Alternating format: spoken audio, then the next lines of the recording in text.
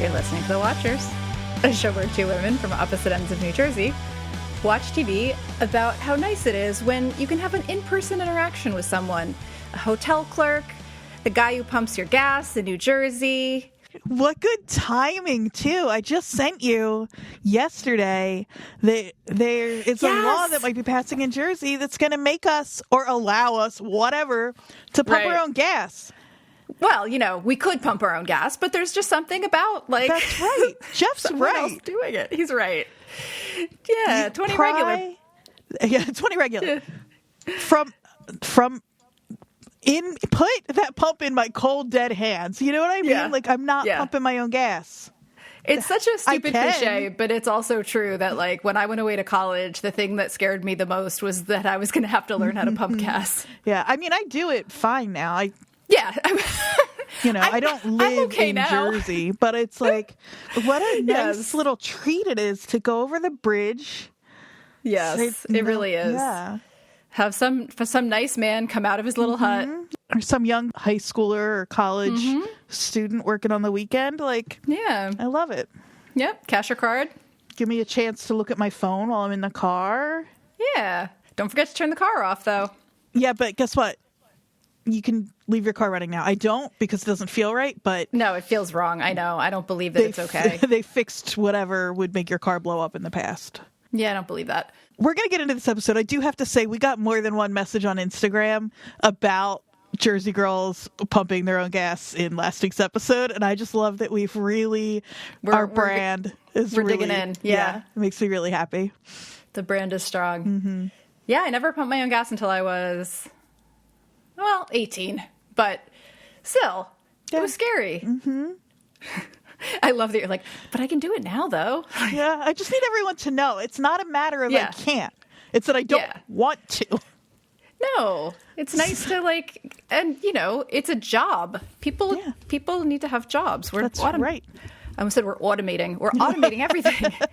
That's real. I mean, that's like a true thing. It is one of the few... places where you have to talk to somebody else to get a service is I mean that dream of that dream that Shauna was having of being a teenager in a grocery store, like that's all automated checkouts now. If we're going to start with the teen timeline, they're a team of teens. Our team of teens. And we start with Velma looking for her glasses. She finds her glasses, thankfully. They are cracked. I noted she's wearing yet another amazing cat sweater. I want to... If I could come back in another job, I wake up one day and I have a different job. Costuming on this show would be up high on my list. Totally. Because when you think about all the different ways that you get to play with that, you know, Ty's wardrobe is so specific... Shauna only wears flannels, so that's easy. But all those cat sweatshirts, man. They're so good. Every time I see one, it makes me want to look online to buy one for myself. I know. And I'm like, I'm 39. I know. Adult Misty wears them too. I know. Somebody, she does a lot of other things too, though. Can't a girl have hobbies? Somebody sent me a link to someone on, I think, Etsy that has recreated the iconic teal one that she always wears. See, that's the one. I know. That is the one. Although I liked this pink one. I have finally something we've been like kind of working out here on the show little by little since I think our trailer, episode 1 or our trailer. I finally figured out what my Yellowjackets big 3, who they are. Oh, I'm so excited about this. So we'll pin that for the end. Misty sun, Misty moon, Misty rising. Can you imagine being a triple Misty? Oh my God. Jeez. Yeah, that'd be a lot. I noted here that the light is very warm. There's like that yellow glow we talked about where we were speculating whether or not it meant that things were real or unreal, or if it was just like to contrast with what's about to happen. But this is that like glowy, it comes up a couple times in this episode in the woods. I think it's about to change pretty fast though. Yeah. But she smiles and walks off the frame because she sees something that I think we figure out later. More eye stuff, by the way. I know I'm going to be so annoying just pinning all of that for when we finally do it, but the cracked glasses is a kind of like, yeah, it's another eye thing. Like related to Freud. The Freud episode that we're going to do. Always related to Freud, that's right. Yeah. You'll get your Freud episode, and I'll finally make us actually read the tomboy dissertation and talk about it. Our book club. But Cody. He's Joel in every single one of my notes, and that's really hard now because the Joels are back. The Joels are back. So there's like Joel McHale, the Joels, Jeff Winger, and then fucking Cody, which is not something I'm going to be able to call him. No. He's leading Travis and Tequila, theoretically, out of the woods. Do we think he really was going to? I do. Yeah. Okay. Well, I don't. I did think that, but now that you say that, I don't think he's going to kill two teens. No, nor do I. But necessarily. But unless I don't. Yeah. No, I don't think that would be his first line of thought. Would be to take two kids in like away from their pack and kill them. No, his first goal, I think, is to get the fuck away from these people. But I don't know. Joel McHale gave us very little this episode, and I don't mean that in an insulting way. I mean that we didn't focus very much on him, and I think that may be intentional. Like there may be something else going on with him that we don't know about. We speculated last week that it could have been like, that is there a connection between him and the cabin guy and all of that? We don't know. And especially because sometimes when we get so down a rabbit hole and so sure about a theory where I'm like, we read a lot into that. There's no reason for us to be so sure. But Yellowjackets time and again is like, yeah. It's kind of like all of these women are out here with all these weird theories they keep throwing around, and if they would just pick the most obvious thing, they'd all be in better shape. Right. They do it to us too. And so with that in mind, like the guy in the woods who really knows his way around these woods being related to the father of the cabin. Thank you. Isn't really that much of a stretch. No. I know if he knows that the woods that well, like he's probably come across that cabin. Right. You know, or may have already known about the cabin. Right. Yeah. Maybe he was born in that cabin. Maybe he is Jason Ritter's little baby. Exactly. We don't know. Why did we all think that was a girl, by the way? Is that something that was like canon, or did people just decide it was a girl that he was holding? See, that's what I mean. I'm not even sure. Yeah, that's what I'm saying. Okay. Well, he says it's a rough hike to the pickup point and asks if they're up for it. He's being very sort of like very casual about all of this. And that's another reason I'm like, what's going on here? I just think Jeff Winger's so cool. I just bought it. But Akila is hesitating. She's asking about the others. It doesn't feel right, which honestly I get. Like, I do understand the idea of like you've lived out here for a year with all these people and you're just going to like not tell anyone and leave. Yeah. Yes. Also, Travis is so right to be like, but if we get back there, it's going to fuck the whole thing up. No, he is right about that. Like he knows that he can't, that they couldn't actually bring Cody back there and then be able to leave again. Right. Like that Shauna wouldn't let him leave. But still, I do understand why Akila's like, it's kind of weird to leave everyone that we've lived with for the last year and not tell them. Yeah, they're the two, I mean, there are a few, but these two are, it's easy to kind of see why they make the choices they make in particular. Yeah.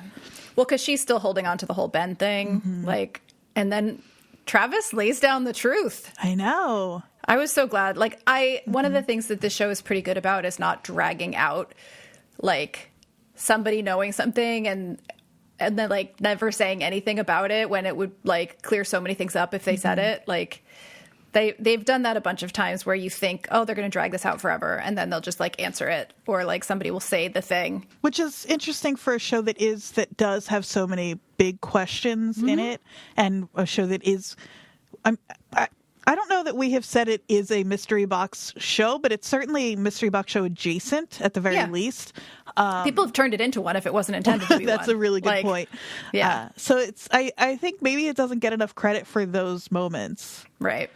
Travis's speech here, though, I'm kind of glad that, like, we're getting a bit more from Travis beyond, like, a stoned guy in a hammock. I was a little bit worried that, like, we were just going to stop caring about him entirely. But, you know, he's sort of one of the few voices of reason. He has a couple of moments in this episode that really, I'm like, oh, there's Travis. Okay.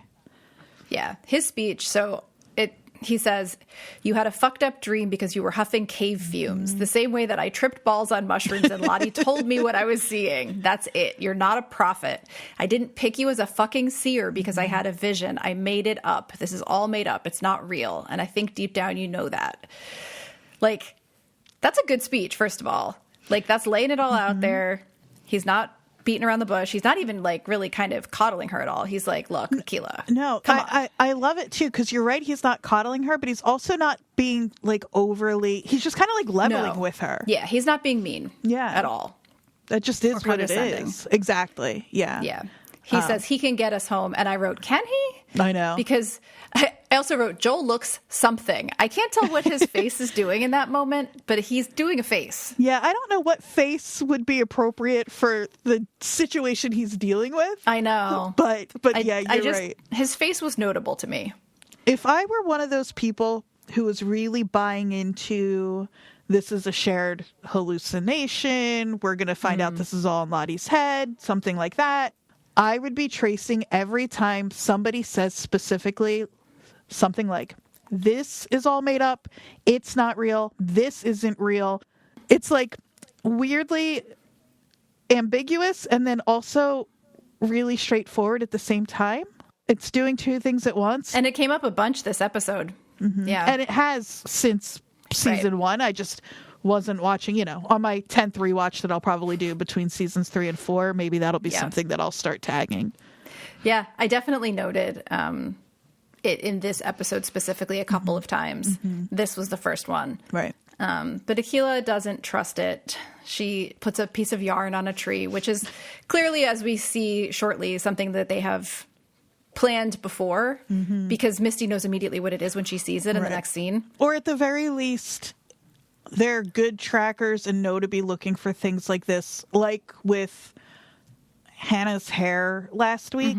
Either way, it's so kind of sad but cool to see how well they've adapted to being in these woods, that they have these ways of communicating with one another, that she, whether it's a system they set up or was similar to other things they've done, like they have that kind of shorthand. I think it's very cool. Well, and it reminds me of last week when all of a sudden, like, even though I can't remember if it was, I think it was Shauna and Nat, even though they're at each other's throats half the time, like they knew instinctively when they were in the woods, like, okay, now we put our torches out and we go and like, and they like locked in together it's really cool. But yeah, we just get that quick clip of Misty seeing the yarn and smiling, and she figures out what's going on. And then we go back to camp and get the scene from the trailer. Why are you here? Did Mulder and Scully ever get together? So good. I said last week, my first question as well. She says, we're a research team studying a species of frogs out here. Maybe you've heard their mating call. No one wants to talk about the frogs. No, of course not. I would have wanted to talk about the frogs, but yeah, but it is so of them to not care about what's really going on, because it might have been really helpful for a few of them, especially Lottie, to hear that. Yeah, exactly. That there's a logical explanation for the noises. But nope, they don't want to know. Nope. Shauna wants to know what they're saying about them at home. This reminded me so much. Do you know what I'm going to say? I don't know. Severance. Oh, when Zach Cherry says, what are they talking about, all of us or one of us more than the rest? That's so right. There's so many fun Severance crossovers I keep noticing. That's such a good one. Fuck, they got easels up there? Yeah. But, it's been a year. Yeah. People have given up. And that's like something that I guess hadn't occurred to Shauna, that people wouldn't still be frantically searching for them like 365 days plus later. It's also so Shauna, though, to be like, what the fuck does Hannah know? She's not your mom. Exactly. Everyone in the world must be super familiar with who Shauna Shipman is. Like, Princess Di has died since you left. Nobody cares about this team from Jersey except maybe, hopefully, yeah, who knows? Maybe their people are still looking for them. I mean, I'm sure their family is still thinking about it, but it's not like national news. Right. So then it's clear at this point that Hannah hasn't even figured out who they are yet. Yeah. Because she says, like, who are you? And then Nat starts to talk about the soccer team, the plane crash and all that. And then Hannah remembers. Listener Paula emailed us, and after I think I was pretty sure that he was recognizing them as the Yellowjackets, Edwin, right before he died. Right. And Paula said, I'm not so sure Edwin recognized the Yellowjackets for who they were as much as he realized what they were doing. Thought there was a little bit maybe of both of those things going on, but this with Hannah, because I was kind of feeling the same way the Yellowjackets themselves were, where it's like, of course, if you come across these girls in the woods, that'd be the first thing in your mind, but it has been a long time. Yeah. So thank you, Paula, for calling that out. Yeah. No, it's true. That moment with Edwin could have gone really either way. Ty asks if anyone is still searching for them. And like I noted in this scene, Van is like shrinking into herself as she's got this realization that like they're not being searched for anymore. Like there's so many moments where Liv Hewson in the background is doing, like, they just are Van in that moment. Like, it's really, they're just doing the thing, whether the camera's on them or not. And it was really notable to me, that moment where she kind of, like, she gets smaller. Yeah. Van does, yeah. Yeah. Van's, like, ebbing and flowing. We talked a little bit about it last week, too. That, like, they're stuck in the woods. She's kind of, like, going along to get along. Sort of, it seems like, but anytime there's like a glimmer that they might be able to leave this behind, you see that, and then when it gets kind of punctured, watching that, like expansion and contraction of person is really, really interesting. Yeah, it happened a lot in this episode too. There were a lot of like sort of highs and lows that they got to kind of go through. Yeah, but Lottie walks away during this conversation. We'll talk about Lottie, but yeah. Hannah says they searched for months, but, you know, and then that's when Van says, fuck, we've been out here a long time. I wonder when if this is a 3-part question, I guess, I wonder when collectively they stopped counting days. I wonder if they have stopped counting days. I wonder if any of them are secretly keeping track, so some of them know. Like, because we haven't seen them celebrate a holiday since Doomcoming. Well, and they do ask her what day it is, but that could be like, you know... We know more it's specific October, a question, but... right? Exactly. Yeah. But Shauna is furious that no one is still looking for them. So mad. My note about her just says Shauna's so mad. She's so mad. She's just like, how are we not the most important story? But Nat says, you can get us home, right? And Hannah says, I don't know where I am right now. Hannah's kind of useless. Like, I feel bad for her because she stumbled into this like nightmare of feral women, but like. She also does have no idea what she's doing or where she is, supposedly. Me being the kind of person... Oh, that's a good point. You know, the women in this show tend to be smarter than we think they are a lot of the time. Yeah. And so maybe she's like, I need to get Cody because I need to have... That's true. But, or she's also... an academic who studies frogs, which is great, but that doesn't make her like a... I know, like a wilderness tracker. Yeah. No, totally. Could go either way. Although I'm judging a fictional television character. I would not go out into the wilderness in the Rocky Mountain area of Canada without understanding like how to read a map and compass and having my own of each. Just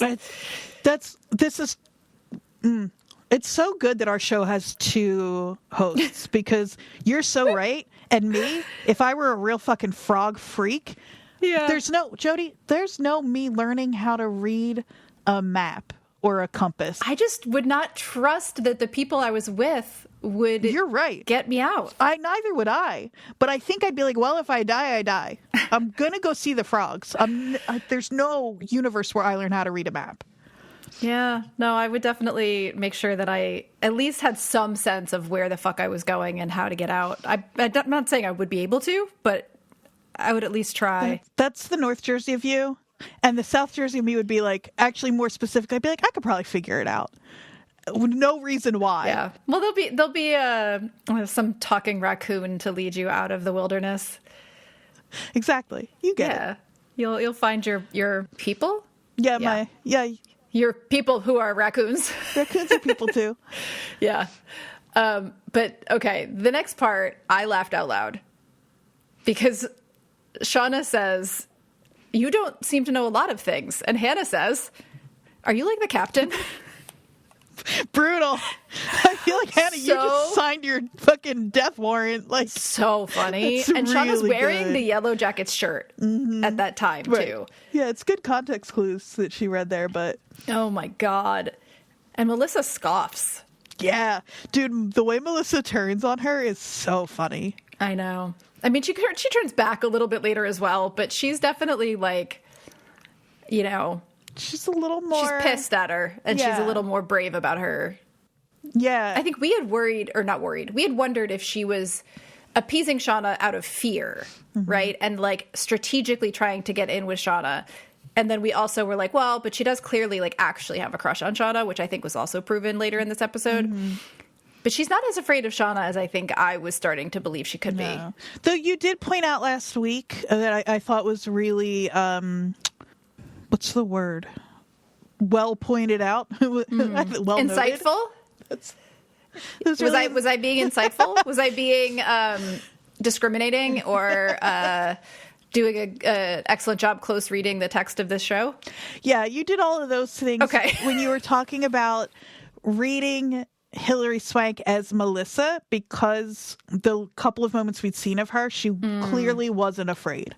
Right. Turns out she might have been better off being slightly afraid. But.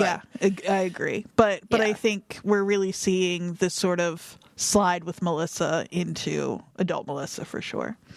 Definitely. Yeah, I think if we hadn't... This is what we were saying. Like, everybody was mad that we weren't getting Hilary Swank until episode 8. And, you know, I wanted to see her sooner too, but I don't think that we would understand her as Melissa as much if we hadn't gotten these other scenes with Melissa and Shauna leading up to it. Even the ones in this episode. I think so too. Nat and Shauna and Ty start talking about who the captain actually is. I'm the captain now. Exactly. Yeah. But Nat says, well, the captain's fucking dead. I wrote, what is that? Why does this actually still matter, guys? Hannah tries to... Well, I know. They're still teenagers. Exactly. They're acting like it's so much in this episode, too. Big time. Hannah, as a slightly older woman, is trying to flatter them. This is what I mean about her. I know. It's smart. It didn't work, but it was a good idea to tell them, like, oh, you know, it's so impressive what you've done. Shauna says to her, you left us here to die. As if Hannah is the world. It's so Shauna to just be like, just immediately looking for somebody to be, to blame and be angry at. You left us here to die. Yep. Hannah doesn't know you. Leave her alone. Yeah. Nat asks, can you get us home? And Hannah says, not by myself. Which, like you just said, like even if she could, it's smart to try to get Cody back there. And Misty comes running up. She knows where they are. And so Shauna leads everyone away but Ty and tells her to watch Hannah and Lottie, which is also smart. Lottie is unhinged at the moment. Yeah. Where's that axe? That's what you should really be paying attention to.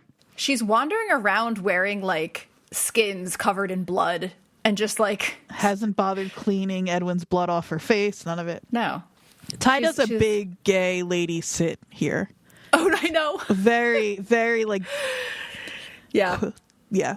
Whenever I see that stupid meme of especially, like, the bisexuals don't know how to sit thing, I'm like, fuck you. Yeah, how dare you? We know, but hey... It's so rude. So in the woods, Akila's pausing, pretending she's getting a rock out of her shoe. We get a shot of them from above, which to me is like, we'd seen this in the preview, but like them all coming out of the woods to catch them. She pulls the gun on them. Everybody's gotten better with that gun. Remember when no one could shoot except for Nat? They've had time. Cody says, "Oh, fuck." Fuck. Yeah, really good. He's right. He's got some really good deadpan lines in this one. And Shauna says, you're coming back to camp. He tries to claim there's more people out there. They're like, no. Nice try. Yeah. And then he looks at Travis as if, like, he looks to the guy. Like, he thinks. But this is one of the moments with Travis where I was like, he's another one who's more interesting maybe than we give him credit for. Because you see him do the calculation in his head. And he's like, there's no way if I don't fall in line with these women, I'm going to... No, he does. He does the thing that he maybe I was going to say should have done, but he does the smart thing to save his own ass. He exactly turns the gun on, or the crossbow, excuse me, on Cody. I love that Travis is walking around with his crossbow now. Yeah. I know that they do this and we don't always know why, and sometimes it's just atmosphere maybe, but in this scene I noted that there's a point of view shot through some trees that it looks like someone's watching them. We've seen stuff like that before and we haven't figured out like why, if it means anything or if it's just their paranoia being manifest. Like, we don't really know. Or just a different way for us to be looking in on it, but I think for folks who are of the more supernatural minded, this is one of the pieces of evidence that there's something out there with them. Right. They're being watched by the wilderness. They tie up Joel, Cody, Jeff at camp, and Shauna starts her interrogation. This was interesting. Yeah, the way he and Akilah sync that's what I mean when I said last week that there's not 2 camps, there are 4 camps. And like right. So Travis and Akilah, and they all know that any one of them could be next if the group turns on them. And so it's very Survivor of like these little different alliances where like Akilah betrayed Travis in that moment, but now they've got to link up or they're both in trouble. Yeah, when Shauna first starts to come at them, he like literally puts his arm out in the mom seatbelt thing. You know, I thought the same thing. Like, he totally does the mom arm. It's so funny. I got rear-ended once, and the car pushed me into the car in front of me, and my best friend was in the passenger seat. I did the mom arm thing, just like put my arm out to stop it. I was like, oh yeah, it is a natural instinct. But yeah, he kind of like tries to keep Akilah behind him. Yeah. And then she steps up for him in that moment too. She's, he's going to take all the blame. And Akilah's like, no, we thought it would be better in a small group. I do think she, at this moment, is still slightly on the fence of what the right move is. I think she just doesn't want to escalate things with Shauna. That's right. She's trying to keep things on the same level that they started at least. I think so too. And she claims that the trail they were leaving was in case he tried to pull something, which... Pretty good. It's a good reason. He says it's a 6-day hike if you can keep up. Which, again, I don't know if that's true or not. But if I were him, I'd be trying to discourage them from following me anywhere. But I think I'd be worried if they thought I couldn't get them out, that they would just kill me. Yeah, that's true. So... I think I just can't imagine Edwin walking 6 days in those shoes. Like, I feel like it's closer than that. That's a good point. Like, his poor feet. I mean, maybe that's why his feet hurt, because it was 6 days. But that seems like more than they were capable of. But this is so heartbreaking. I know. Because even before you know exactly how it's going to go down, they're not leaving. Because we know that they're still there a few months later. So Nat's like... telling everyone to pack. There's a shot of Mari's face where she's clearly like finally feeling hope again for the first time, and it made me really worried for Mari. I know. We've gotten some more signs that I know. I'm so not gonna stressed go about well it. for our friend. I'm so stressed. I am too. This is the argument we saw with Shauna and Nat. You're not in charge anymore, and Nat saying it's fucking rescue. And Misty's asking, what if they tell people what they saw? And then Joel McHale, again, reminder, did spend some time in Jersey as a young person. I didn't see shit. I didn't see shit. Nope. That's right. That's it. Yep. Nice try, Joel. And then when Hannah says, I swear to God, Shauna says, that means nothing out here. Which, say the quiet part out loud, Shauna. You got to swear to dirt. Yes, exactly. She should have said that. Maybe they would have let her go. I swear to the wilderness. Or the dirt or Lottie whatever. would have been like, oh, okay. All right. One of us. Well, she's got to be telling the truth. But then, again, another Mari thing. Nat tells them to bury their friend, and Mari's going to supervise. And I was like, what? Why? And it didn't turn out to be anything, but it just made me really nervous that they're, like, putting Mari with these 2 people who really want to get out of there.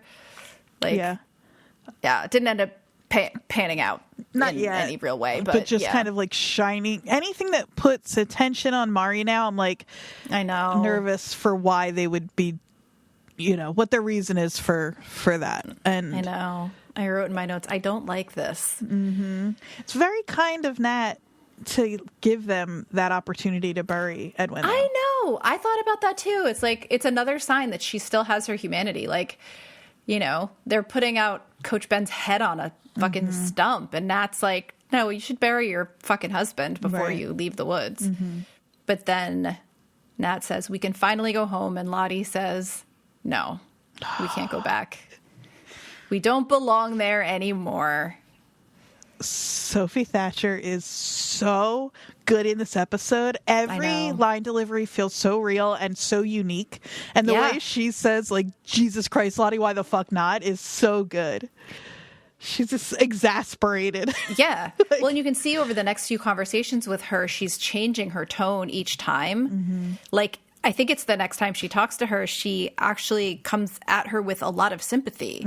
And then she goes back to being, like, really frustrated. Yeah. Which is both are so reasonable. We have a kind of a crowd shot where we see some people kind of smiling and looking like they're getting ready to leave. Some people looking at Lottie.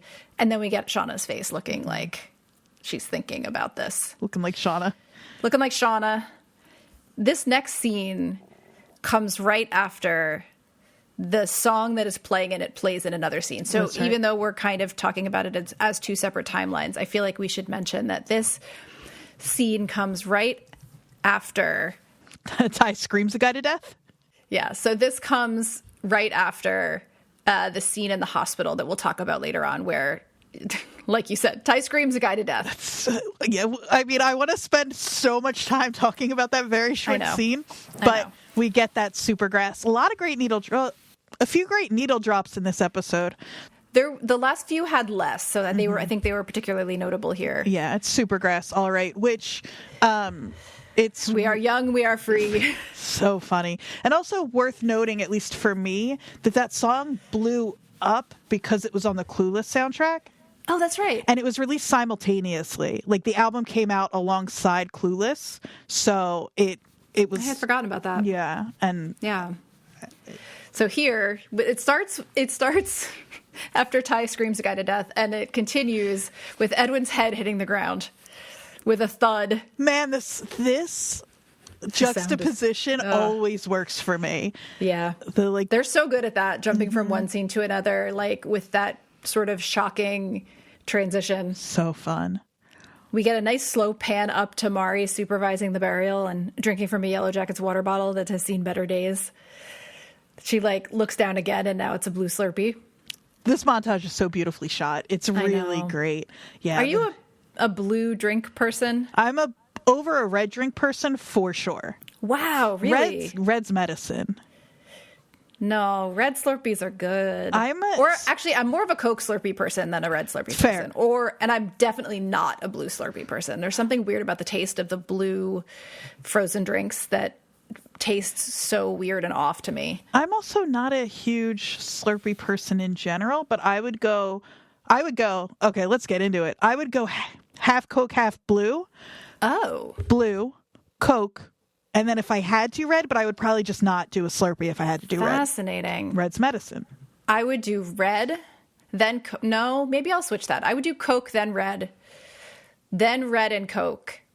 Then I would leave 7-Eleven and not drink the blue Slurpee. Mm-hmm. I can't do it. But can you imagine, just one last thing on this, can you imagine being in the woods for a year and coming home and that first, like, thing of French fries or that first Slurpee or that first, like, you know, junk food? Oh my God. The most processed, I would want. Yes. Just salty or sweet or something. Chemically just like, engineered. Yeah, absolutely. Exactly. The misty version of the Slurpee is pooping on a toilet with real toilet paper. Fair. So fair. I love the, like, little gold seals on all of them too. That was a nice little touch. She rubs it on her face, and this is what we were waiting for. Right. And we had a feeling that it could have been. Yeah. I was hoping it would be rescue, but I think in that episode we said, or it's another. Yeah, Van landing on all those white pillows and blankets, rolling around. They live in this moment that the performance that they're giving this episode is so, I'm telling you, like, as it gets towards the end of the season, like you just said about Sophie Thatcher, like, Liv is doing so many different things. Like we're watching this roller coaster of emotions, and they're rolling around in these sheets and blankets like a 5-year-old. Yeah. Like it's just this like release of joy. What do you think if we were in the woods, what do you think what's your cut to in this montage? Ooh.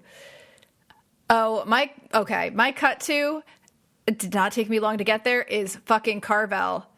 I am getting my soft serve cream cake. No. Just a whole cookie puss. No, not a whole cookie puss. I'm not a cookie puss person. It would be a waffle cone with vanilla soft serve and rainbow sprinkles. 1,000%. That sounds incredible. I want one now. Me too. I wish you hadn't asked me that, because now I just want soft serve. Yeah. But that's absolutely what it would be. That's a great answer. Easy. 100%. But shout out to the French fries and a milkshake that gets mentioned later, because that's also great. Mine is a Wawa. If it were 1997, mine is very specifically, and they still make them, but as a 40-year-old, I can't drink them.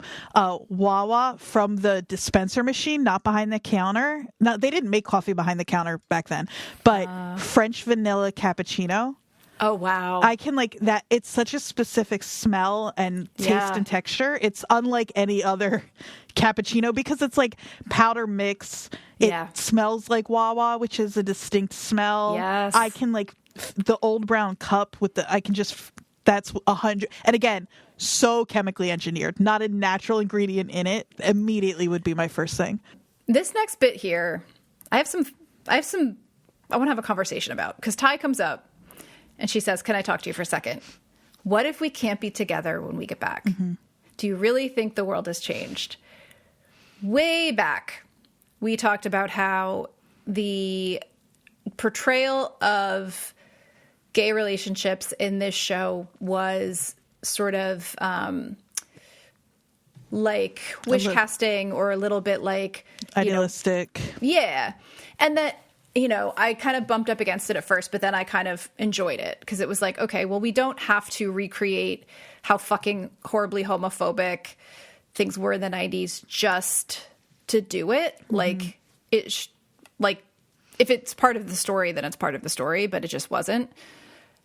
And I was kind of like, it rang weird to me for Ty to be, after all they've done in the woods, for Ty to be talking about this specifically.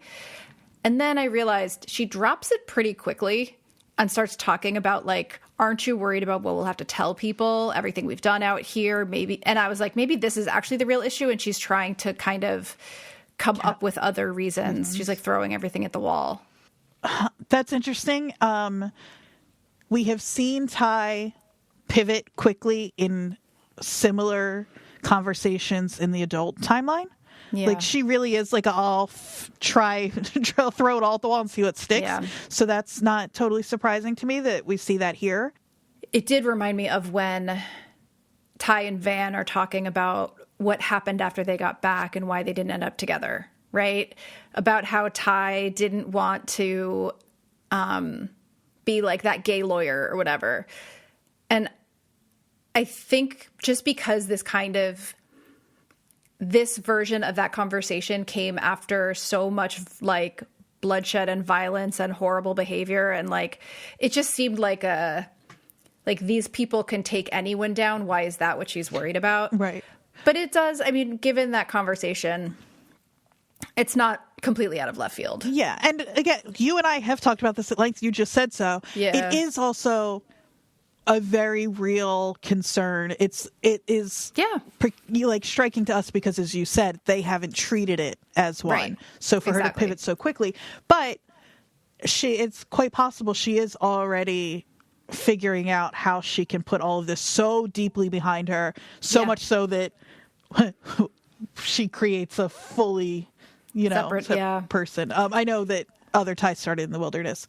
Van, like Ty says, do you really think the world changed that much? And Van says she's optimistic. And Ty asks why, and she just says, me? Oh, my heart. Also, they don't know. Ellen came out while they were in the woods. That was April 1997. Oh, you're so right. So, yeah. Well, and not that Ellen coming out didn't fix homophobia, but it did make my grandmother like, she was not homophobic. It just didn't, Right. like, gay people just didn't occur to her as a thing to be Yeah. thinking about. Yeah. And so she certainly. No, it did affect a lot of people. I will also say that, you know, when I'm thinking about this idea of them sort of glossing over the homophobia of the 90s, we don't see them in the 90s, not in the wilderness, for more than like half an episode. So Right. there's also that. Right. And like, we see flashbacks of Paul and Ben being really reticent to like be Yeah. out at all. And all of that rang true to me. I think it's just, I kind of in this moment was like, wait, really, Ty? That's what you're bringing up to try to convince Van to stay? Like, so, but she kind of drops it pretty quickly. And Van says getting rescued and going home outweighs all of that. After Ty says that famous line, "This place will follow us for the rest of our fucking lives." But Van tells her to go get a bag and put some shit in it. And then we see our old friend from the ice cream shop, the man with no eyes. Man with no eyes. Also, in this moment, I just have to say, Ty is not talking like Ty. The way she's talking in sort of a smoother way, the way adult Ty does when she turns into other Ty. Like other Ty in the teen timeline, most of what we've seen, not all, but most of it has been this sort of glazed look where she's like almost half asleep. This was the more like calculated, manipulative, convincing version of other Ty that we've seen in the present. You're so right.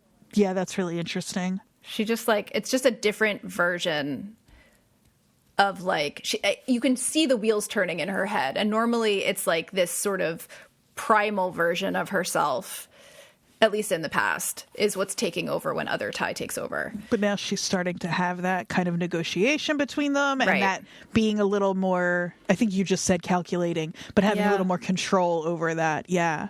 Yeah, it's really interesting because it takes the like sort of willingness to be kind of evil of other Ty, but then combines it with like the smarts of whatever. What are we calling the other Ty? The other Ty. Other Ty. Other Ty. Yeah.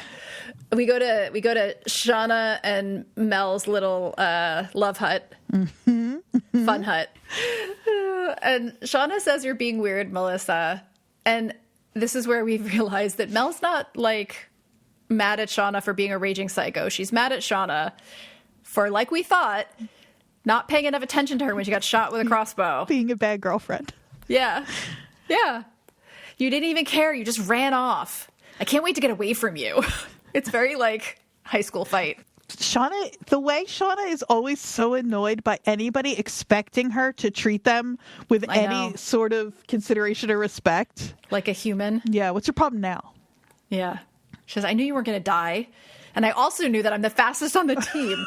She has to get that in there. Yep. She has to make sure she like points that out. But then she realizes that she knows what Melissa wants. She says, I'm not ruling him out. I'm not ruling out killing him for being the guy who shot you. Stop being a bitch. Okay, everything about that. Just know that I'm still not ruling out killing him for shooting you. So is such a adult. I know I always call these out, but I'm so delighted by them. It's such an adult Shauna line delivery. Yeah. It's I didn't kill him per se. It's Right, that kind yes. of delivery. But then that stop being a bitch, man, is that a like, That's teen Shauna. and it's so, you can't argue with stop being a bitch. No. Just stop. You No. know what I mean? That's it. Yeah. Stop being a bitch. Yeah, exactly. But Mel seems satisfied by I know. Shauna considering taking revenge on the guy that shot her with a crossbow. She's thinking about it. Not sure. Maybe. If she has time. But then we get Mel doing this. I'm going to love him and hug him and squeeze him, and I will name him George.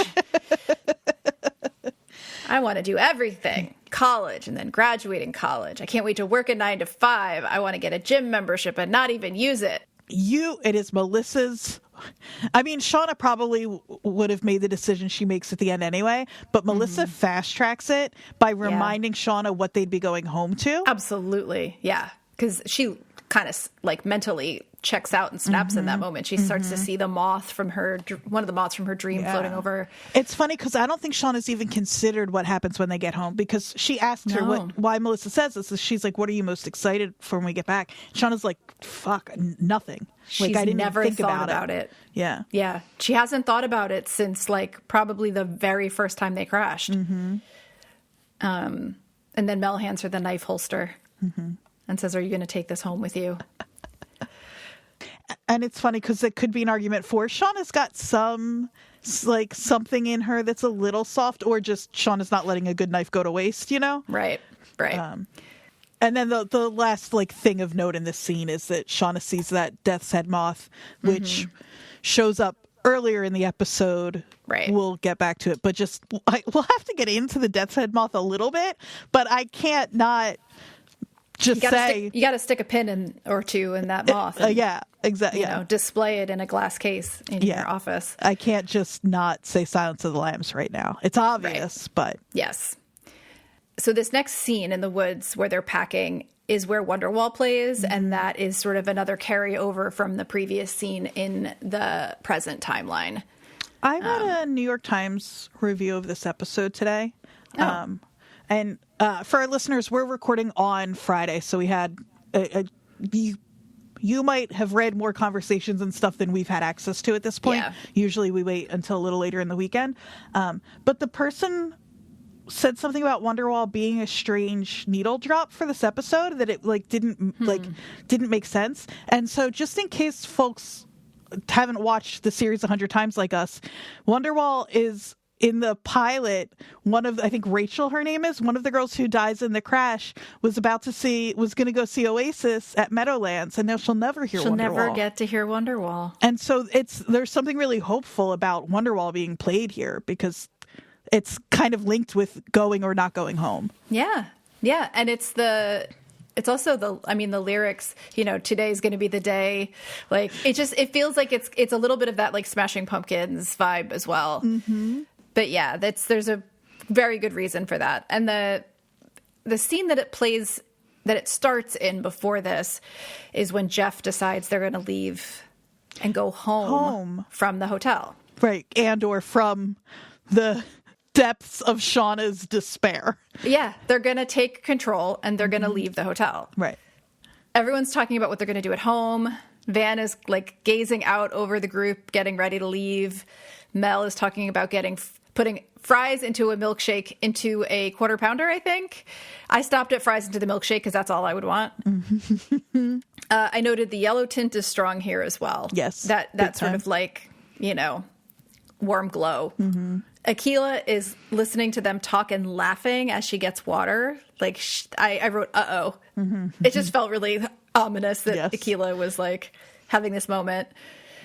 With good reason, because she comes back and she thinks everything is dead.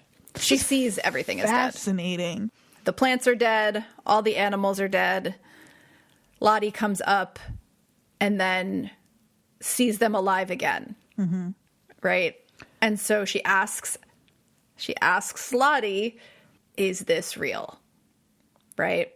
The animals, are they moving?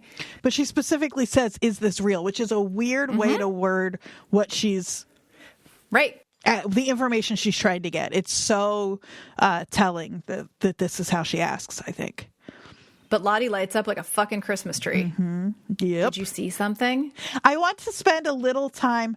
We spent a lot of time being sympathetic toward Lottie in the beginning. Mm-hmm. We have spent no time being sympathetic toward her lately. And so in a little bit. Yeah. No, I am sympathetic towards her in this episode. We're just kind of sitting in the... view of being less so, but we'll get to it. I'm so back and forth with her, but specifically in the scenes where she's interacting with other people and convincing them to do things or to believe things that are detrimental to them, like breathing toxic gas. Yeah. I do think it's worth noting that she is somebody who is suffering from really severe mental illness and thinks she's doing the right thing.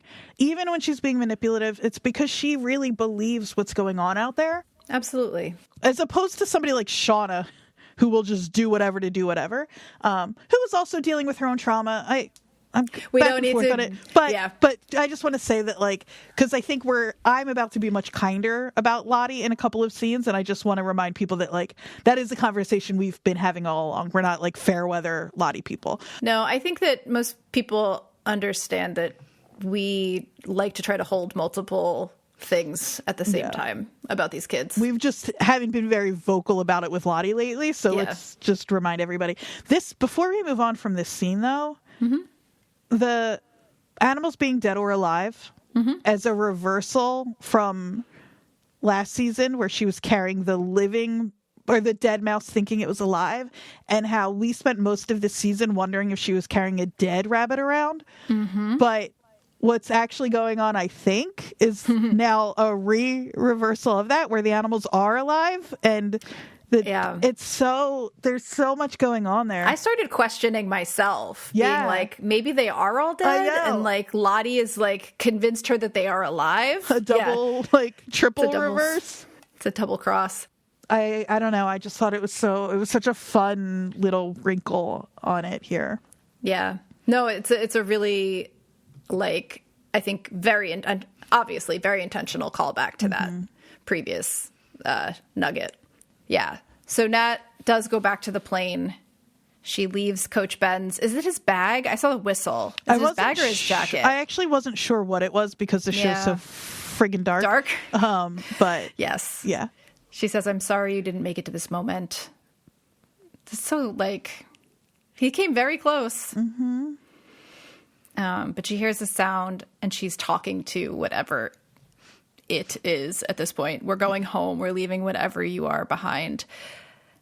And this reminded me of, the scene in one of adult Nat's visions. Doesn't she picture herself in the plane, or pictures the Antler Queen in the plane in, like, season 2 when she's talking to Lottie? She's an adult.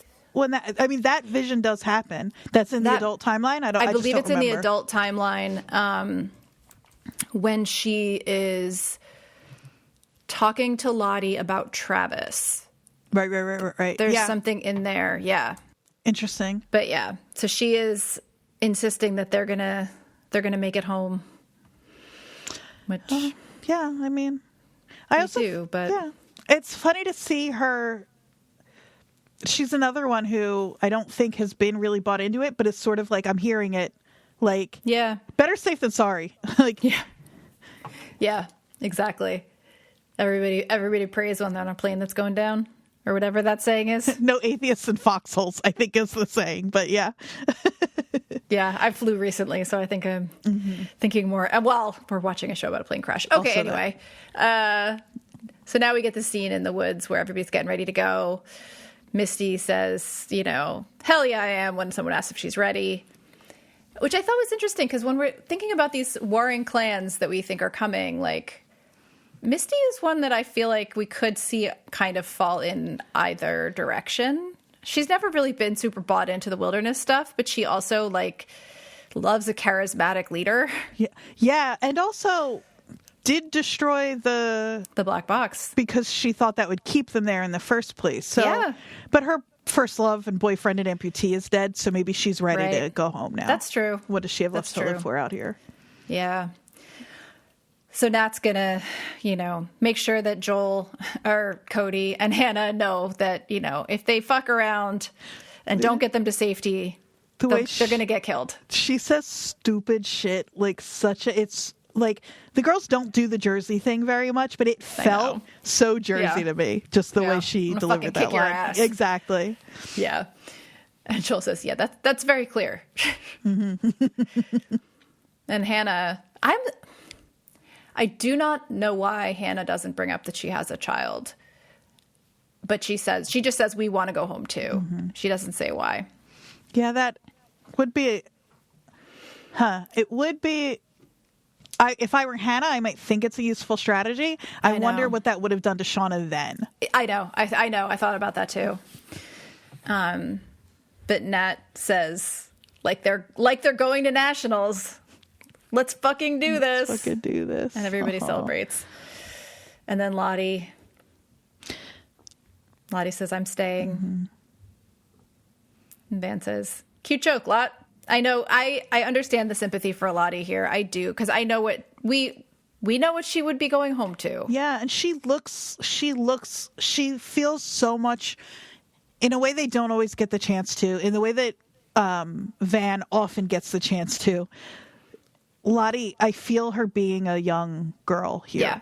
And just the way she deflates and a young girl that's been through some trauma before this. Yeah, and it's hard, like the way that it's hard for her to talk about it really makes me sad. Like she calls Nat out, like, what home do you have to go back to? Which is fair. Yeah. But if I go back, nothing will be, well, I won't be well. I won't be me. And this is the conversation where I said that, like, Nat is going back and forth between being like, Jesus Christ, Lottie, to like, she does kindly try to convince her first. You know, she says, like, she kind of goes up in this sort of persuasive way and is like, come on, Lottie, this is very real. This is rescue. This is home. And that's when Lottie says, like, what home do you have to come back to? And I don't blame her. She's fed up. She says, fine, you stay then. Right. Yeah. Everyone else, let's go. And I wrote, she's just going to leave one person? What's Lottie going to do by herself? I know. It is funny. Like she says, in that unwellness that I feel it so deeply in my bones. We're safer here. That's where she makes the leap that I don't love. You can say, I don't want to go back. I'm scared to go back. But to say we're safer here because something else bigger than my fear is what's wrong is... I know. But it falls in line with what so many of them are doing, which is like taking their needs and just kind of prescribing them onto other people. That's right. You know? Yep.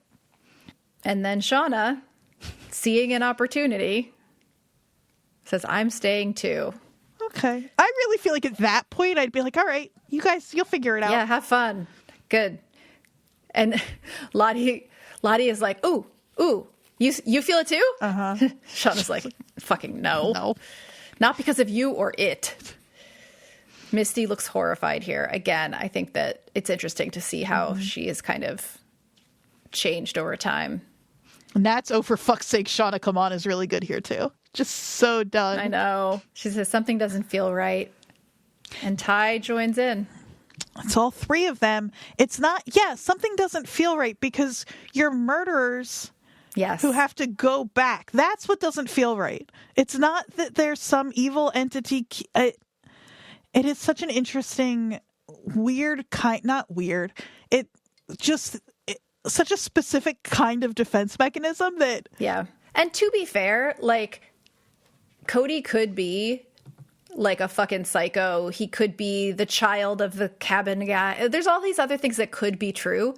I would still take the chance. Yes. Me too. I've been in the woods for a year and I ate my friends. I'm going to try to follow this random dude out. If Van's ready to go, and she's the one who suffered the most from their last attempted escape. Yeah, exactly. Ty drops her bag and Van says, pick it up. She's like really trying to order Ty around, which does not seem to be. She says it twice in such a like, let's fucking like. Yeah. Put my foot down. Yep.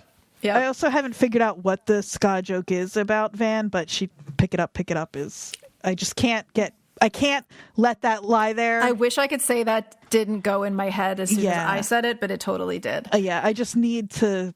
No, I know. I heard it in my head too. Got to get my hand on the ball, even though it's not, okay. Yeah.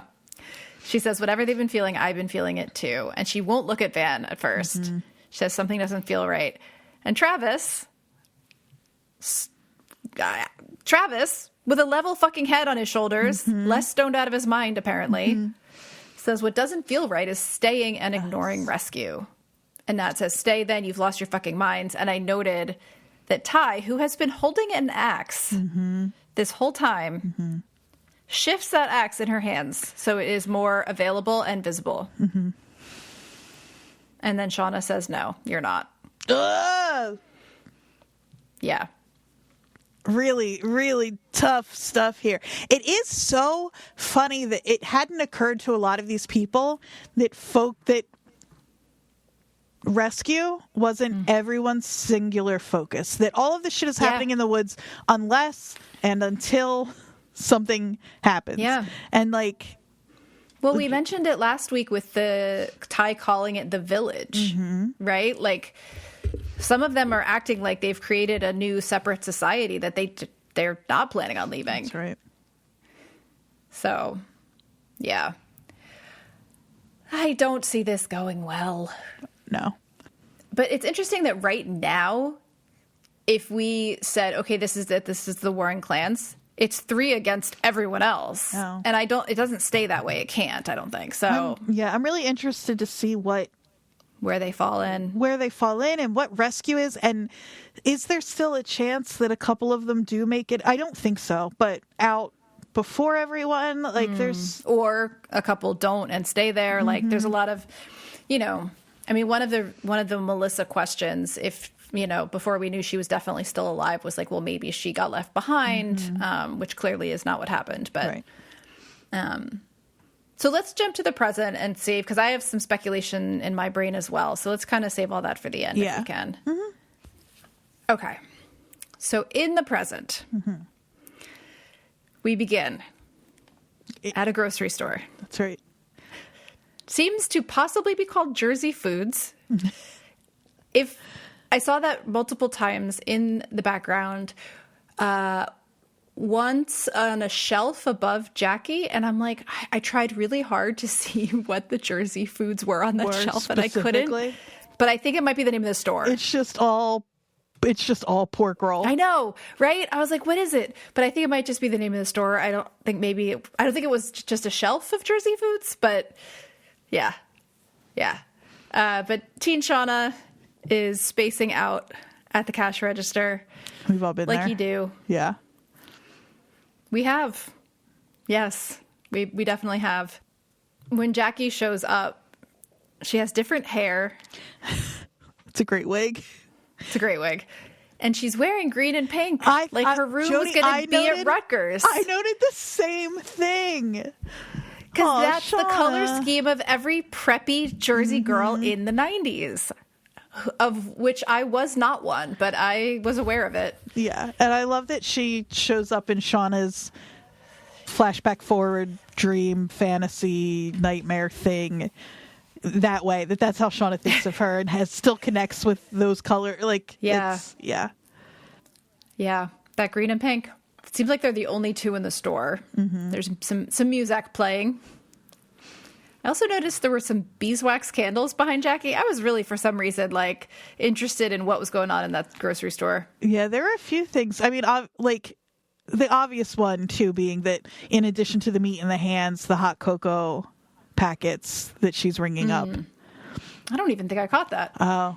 I was trying not to look at that. There was that makes sense. There was too much for me in this episode. That's fair. I'm just a little not a horror fan here, just somebody who loves a good dark comedy. So when you saw the human hand in the packaging and looked away, what you missed was instant hot cocoa packets. Gotcha. So it's nice.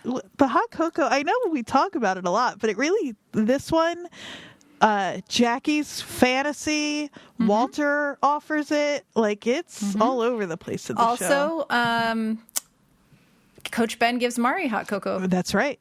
Yeah, in the cave, we think. Who knows? But I wrote, packages or body parts. She says to Shauna, you really didn't pan out, huh? Rough. But that was Shauna's biggest fear before, and it is how she sees herself now. Yeah, absolutely. She says, stop calling me Shipman. I fucking hate it.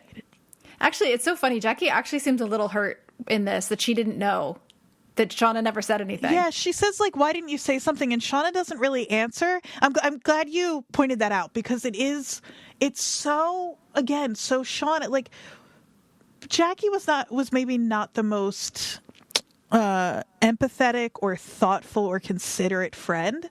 Yeah. But Shauna also never gave her any, yeah, why didn't you say something?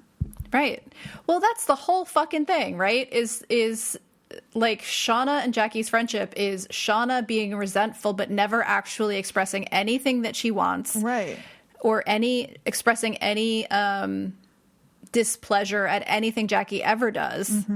just holds it all in and just hates her quietly. Yeah, you didn't even give her a chance to. Yeah. And who knows if Jackie would have.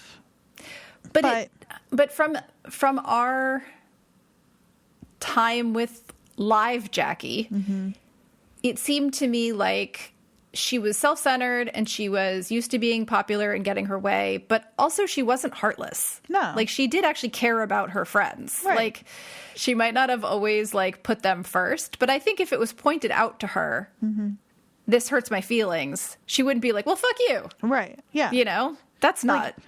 That doesn't track. And Shauna it's like Shauna wore the boob dress. Like, she just does whatever. With it. And so who's Jackie to question any of that? And I think these past 2 seasons of seeing Shauna's projection of Jackie they're in danger of taking over the actual Jackie personality that we knew in season 1, where, like, we said from the beginning, like, she's a high school villain and these guys are actual villains. That's right. So Shauna asks, is this really what my life is going to look like? And Jackie says, you would know, I'm dead.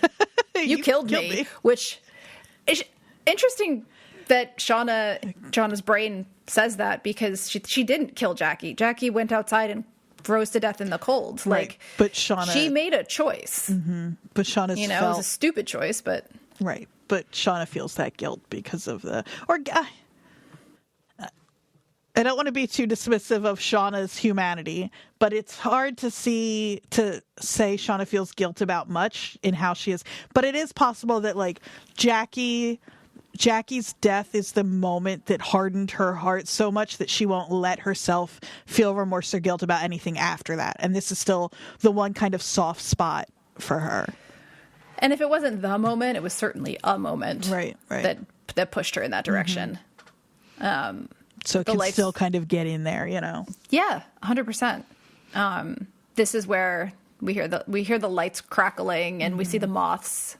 Do you want to talk about or do we just want to say Silence of the Lambs, or do you want to kind of? Well, there's not a whole lot. Like, I don't have a whole lot to say other than, like, Death's Head moths are a big thing in Silence of the Lambs. Right. Like, that's one of his, like, James calling cards. But it is it's funny to include them here because it doesn't matter, but they don't exist in North America anywhere.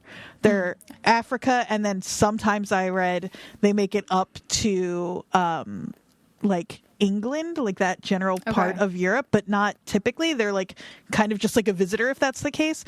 But they're not here, and they're not native to New Jersey. No, not native to the grocery store or anywhere because we saw one in the wilderness. Yeah.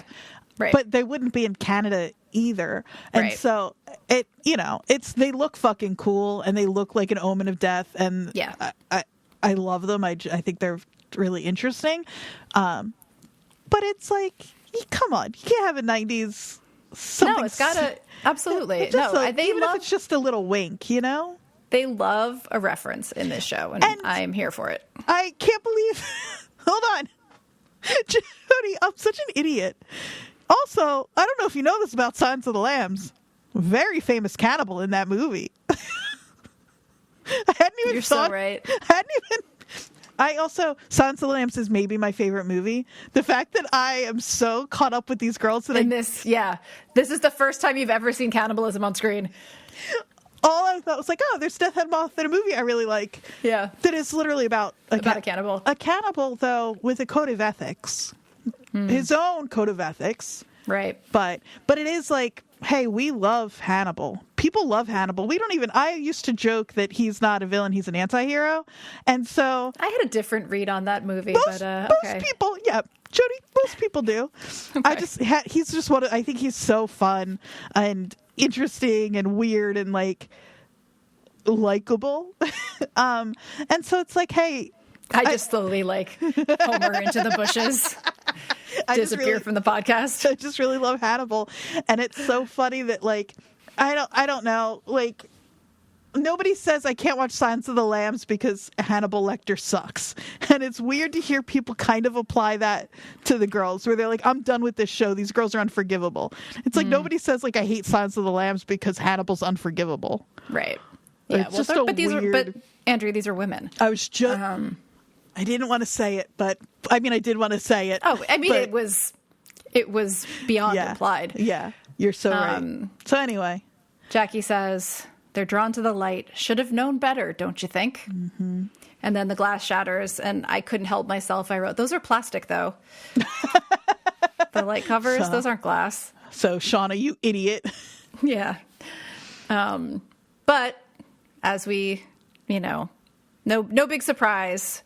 It's a dream of sorts. Shauna wakes up in her car where she apparently slept all night. Yeah. I can't even fucking sleep with the blinds down. I know. Not, like room darkening shades, melatonin, like an eye mask. She's passing out in her car outside the house of someone she's probably she thinks she's going to go like murder. And is so deep in her sleep that she is having full dreams that she is remembering. Like, yeah. That is not a person who is like anxious or stressed. No, that is not a person whose conscience is keeping them up at night. That's for sure. It reminds me of when she goes to the garage and she says, like, I wasn't shaking because I was scared. I was shaking because of how badly I wanted to do this. Yeah, like exactly. It's not, none of this really is being done out of fear, I don't think. I think I'm just jealous that she can sleep that well. Believe me. Yeah, I'm with you. But she takes out the knife and puts it in her sleeve. And the captions tell us that this music is pulsing and unnerving. And she sneaks around the house and somehow the doors just open. Is this a thing in Virginia? Okay. Melissa is a Jersey girl who has a bunch of cannibals in her circle of friends and isn't locking her doors. Virginia, maybe this is something Alex has like taught her to like, you gotta like open up and relax. They have a child. I know. But the door's open. She just walks in. I wrote, what the heck? Yeah. We see the first non-creepy children's drawings we have seen in this show. There's a smiling sun. There's a house with two happy parents. It's amazing. I forgot this was possible. I know. So many instances, not just in Yellowjackets, in things we've covered and just in general. Like if a kid's drawing a picture, you're supposed to be concerned about it in the same way that like if a woman throws up, she's pregnant. And so to have if someone coughs, they're about to die. Exactly. And so it was genuinely, I was like a little like, oh my God. I freeze framed it expecting to see some like dark shit. And I was like, oh, how nice. Yep. I also noted how like light in color and bright and like sunlight their house was compared to all of the other women's houses. Yeah. Ty's house is very dark, even though it's very big. Like Shauna's house looks like a cabin that somebody put in New Jersey. I even noted even the artwork on the walls. There was a lot of it that was like plant like but not, I didn't see more any... like I got this at Home Goods and it's like a print of some leaves because it was pretty. But not like, I didn't see any mountain ranges or like trees or woodland creatures. I didn't either. But she hears them coming downstairs and hides in the closet. Classic farce. What is this, a French farce? Isn't that what Adam, right? Yeah. Yep, exactly. And then Alex comes down with her kid. Now, I need to ask you a question. Did you notice that that's the kid that was in the photo at Lottie's house? What photo? Oh, wait, what? Really? Definitely? I am 99.9% sure that is Lila. Oh.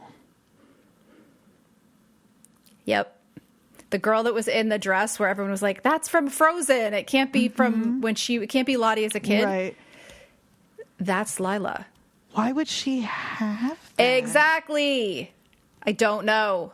But somebody on Reddit pointed it out. I'm not taking credit. I couldn't find it again to give them like name credit. But then someone else brought it up as well.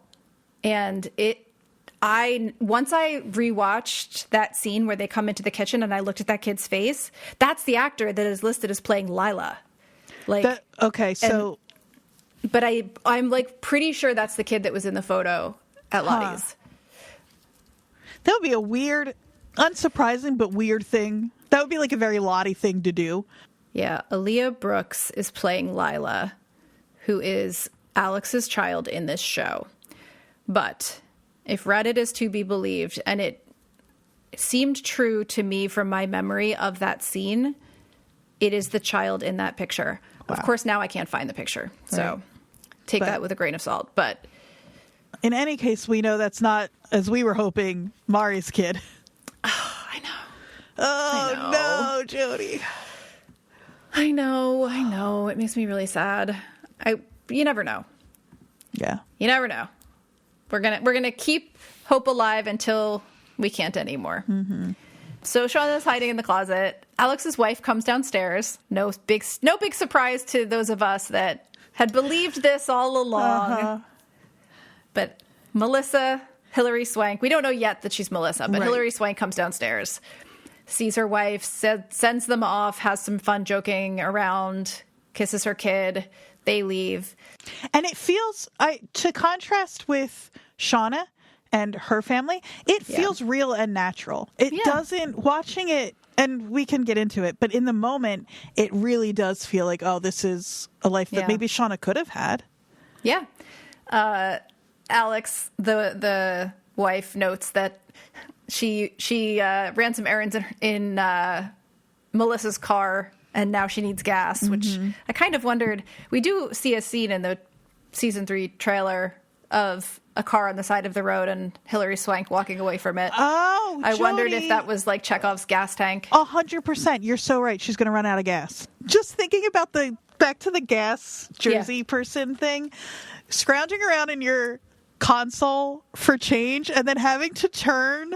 I feel like we have had this discussion before on this podcast. Oh, is that true? I have to point out that we've. Hold on.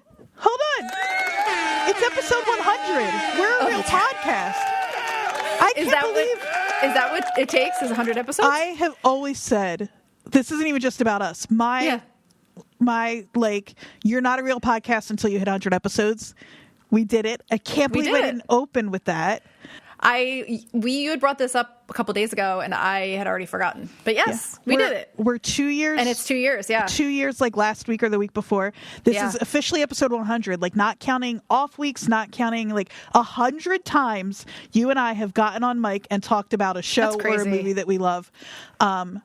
So in 100 episodes, it's likely that we've talked about this particular thing. But turning to the attendant and being like, can I get $4.75 in gas? It's in change. Yeah. Yeah. Yep. Definitely done it. Okay. So Alex and the kid leave. We think wife, unnamed as of yet, is going to cut up an apple. And she turns to the closet like she's fucking John Wick with the knife. So good. And says, you have no idea whose house you just walked into.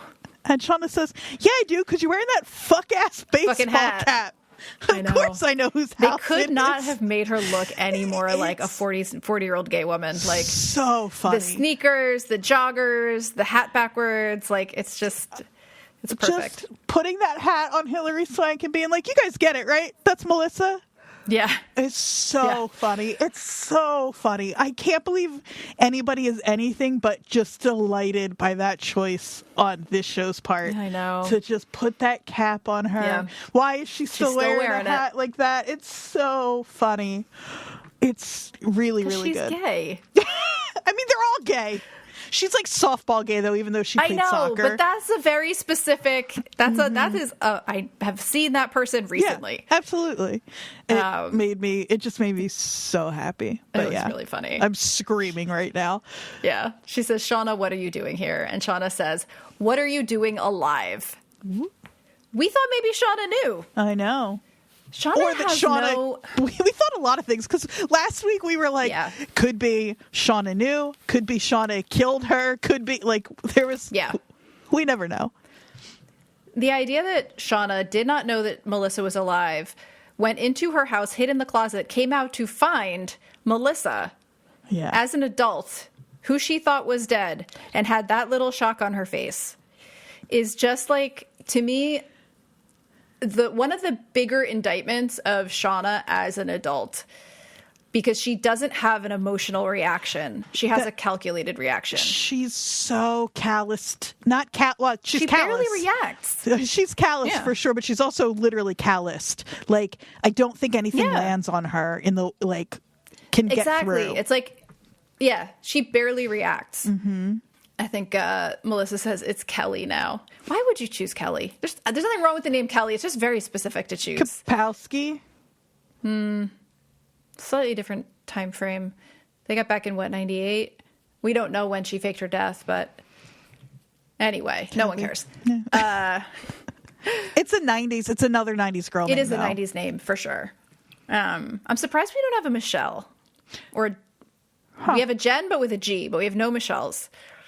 So now we're in the hospital, and Misty is calling Shauna just to say fuck you, actually. I think anybody at any point could call Shauna and leave a message that says, "Hi, Shauna, I'm just calling to say fuck you, actually," and it would be appropriate. And it would be appropriate. Yeah. But Misty's kind of had it with Shauna. She's not really pretending anymore or trying to make Shauna be her friend. She's like, okay, fine. I love it. I actually don't like you. The doctor is talking to Ty about Van. Do you think we're going to lose Van this season? I think we're going to lose her pretty soon. I kind of think... Like before the end of the season? They'd really... I mean, they've already pulled the switch once with whatever happened with... Where did her tumors go that now she's throwing up blood, that to flip it again would be... Yeah. It would be leaning a little too much into the supernatural of it. Like if Ty kills someone and Van gets better... Yeah, that would be too much, I think. And, the doctor's talking about palliative care and hospice, and there's no signs in the way it's shot that this is anything other than what's actually happening. Exactly. Yeah. So I'm not happy about it, but I think I just don't know how you do anything else with her at this point. But weirdly, part of me is like, well, if that's the only way she can escape Ty. Yeah, I know. It's a bummer, but yeah. The way Ty says no here, the tone in her voice... It's so funny to see, like, I think we've been talking about how other Ty has been way more present than we think, but I think we're also seeing, like, quote unquote real Ty, like, peeking through more in this episode and in the previous one. Yeah, I think we keep like she's fighting. Yeah, she's fighting, and I kept joking that Ty was reintegrated, but until we saw some of the instances of Ty being the one who's trapped, it seemed like they were both kind of sharing the body at the same time often. Yeah. And I think that's probably still a little more the case than it seems. And it's another instance of what we're seeing. Obviously, we get confirmation of this, I think. What we're seeing with Ty isn't always literal. And so Ty doesn't actually have two separate... Do you know what I mean? Yeah. I do. It's hard to say when we keep speculating, like, oh, when did other Ty take over? Yeah, it's all Ty. Really, exactly. So I think you're totally right here. I'm agreeing with you. It maybe doesn't sound like that. That's like the more... I don't know what the word is. The, like, less protective or, like, less... The, like... I mean... Ty. We can just go back to the shorthand of other Ty and Ty. But the whatever Ty poking through there for sure. Other Ty. Other Ty, exactly. But then I noted, so she's talking to the doctor's saying, like, she's under sedation, we're going to do some more tests. And the doctor touches Ty's arm. That's me. I'm Ty there. Like, who do you think you are? Don't honestly touch me. I am like an affectionate person with people I know. If a fucking stranger touches me, don't. Absolutely not. Get out of here. I would have that look on my face as well. Random cancer doctor. Yeah, absolutely not. But Misty is telling Shauna to fuck off, and she's trying to produce something resembling sympathy here. She's like, it's going to be okay. I wrote, she's bad at this. Yeah. But she offers help, and what Ty needs is some help finding the palliative care unit, because she's got to find an old person to kill. I thought you said you didn't want her transferred there. And Ty says... We don't. Yeah. No, she's got to find an old person with a somewhat sunken looking face that she can smother to death or scream at. I liked it TBD. probably internally. Both Ties were negotiating. Because it's Right. like other Ty just would have killed anybody. She was ready to kill that fucking guy. Yeah. But Yeah, the part of her that still has a conscience is like, well, let's make sure they're at least dying in the next like 6 months or so. and the part of her that knows that Van could find out. You know what I mean? Yeah. And like she's still got to keep Right. Van happy. So Yikes. yeah, it's all a mess. Jeff and Callie have left the room. They've escaped. They're having dinner at the Jolly Hitcher downstairs. And she's on his phone. He's frantically tearing up pieces of paper. Anxious He's guy. not doing well. No. He's not doing well. Callie looks concerned this whole episode about him, which is fair. And Callie starts to say, are we sure that any of this is like ... And then he Real. sees the Joels. Technically only one of them is named Joel. He says they're from the work dinner your mom torched the other night. Yeah. I like his categorization of like, some people just wave other people over and some people are the ones that come over when they're waved. He's kind of right. Yeah. He's another one who sort of knows, this sounds shitty, but like he kind of knows what his life is and could be happy with it, you know? Like, Yeah. Yeah. So he goes over. He explains that he's on a staycation with the fam and the Joels are disgusting and think he's Ew. dating his daughter. so gross. Yeah. He's like, no, that's my daughter. He tries to convince him to let him take another shot here. But unfortunately, they've decided to go in a different direction. With FurnitureFam.net. Fucking FurnitureFam.net. Not FurnitureFam.net. God Oh damn my it. God. What a dumb name. What a dumb name. It's .net. It's .com. Anyway, so, that was in my head before I had to let it out. I understand. But the guy comes up, and then so Jeff walks away. Misty calls him. We saw this in the preview. She says, "Have you heard from Shauna?" And he's like, if he was in a cartoon, he'd be pulling his hair out. I know. Yeah. He says, "I assume she was with you," and she says she ditched us at the hospital. And he says, "Why are you at a hospital?" And she says, "It doesn't matter." Yeah, it doesn't matter. Misty, He's just you were just trying to be a human a minute ago. Can you at least like act like you care that Van's dying? Good God. There's like an interrogation sort of, where was Shauna the day Lottie died? And they go back and forth a little bit. And then Jeff says, "What's Shauna done now?" Oh man, that really broke my heart. I know. He's really, like, you can see it kind of breaking him as this goes through. Misty says, "Tell her to get her ass back here, stat." She's in a hospital. She had to say stat. It's required. So Jeff goes back to the table. There's something about he's like, he yells Misty's name, she hangs up, and then he goes, "Misty," when she hangs up, and then he goes, "I'll call her back." Yeah. Who's he talking to? He's I don't know. like dysregulated. Like He is, yes. Dysregulated is the right word. And I think he's also like, he knows people are looking at him because he's being a little loud. Yeah.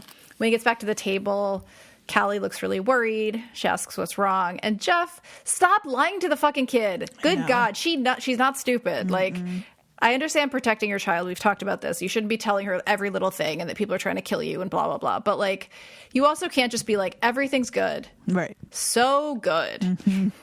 It's it made me think of Severance when, like, how are you? And Mark's like, it's when Cobell asks Mark how he's doing. He's like, right. So good. So good. Exactly. So we go back to Mel's house where she and Shauna are negotiating this conversation. This is where we get the lore drop, right? I was like, we're finding out a lot. So we find out that they went to Melissa's funeral at some point, right? They all thought she was dead. She left a suicide note.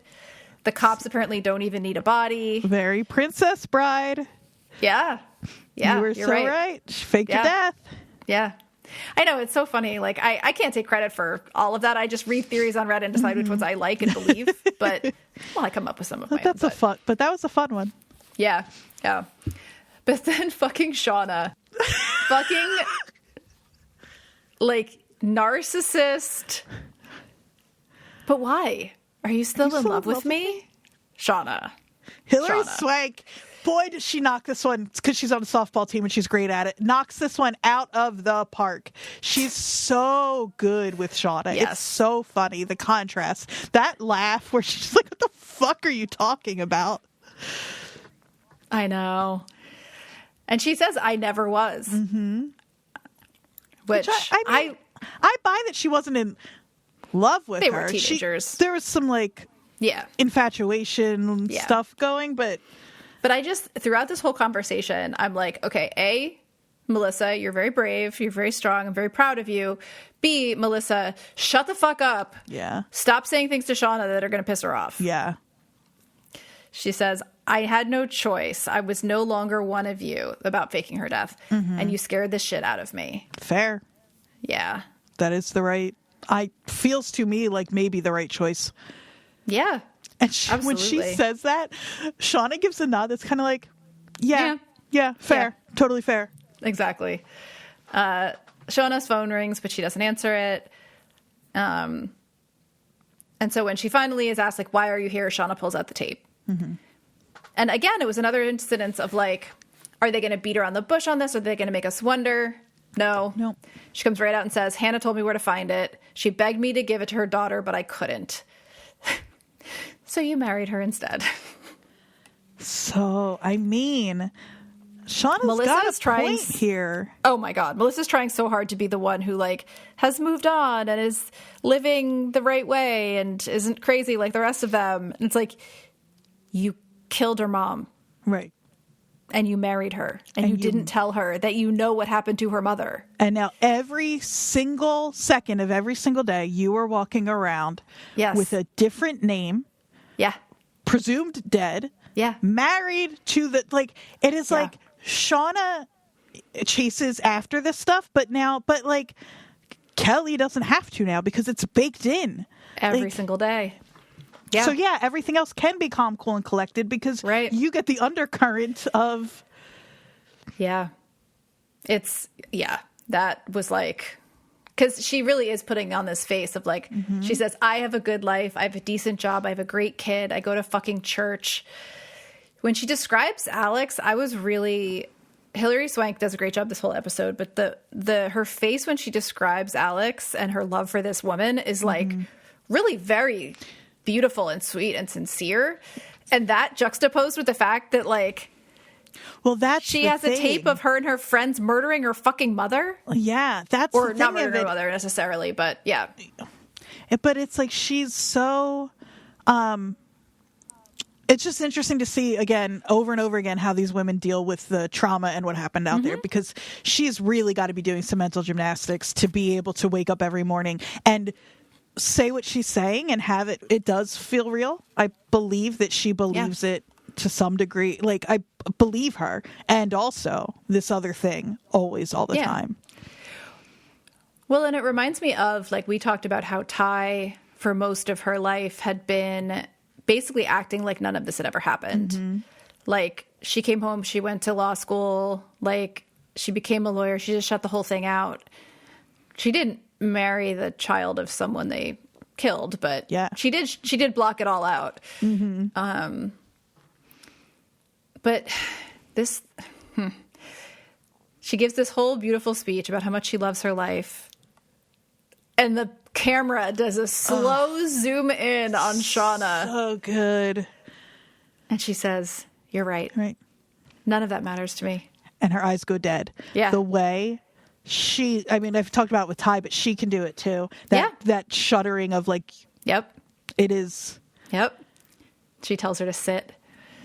And this framing, the symmetry. I know I've talked a lot about the camera work the last couple of episodes. I can't help myself, but this is like the two lamps, the it is perfectly symmetrical. It is. The curtains on either side, the table, they both sit down with their knives facing each other. It's like a duel. They're facing off.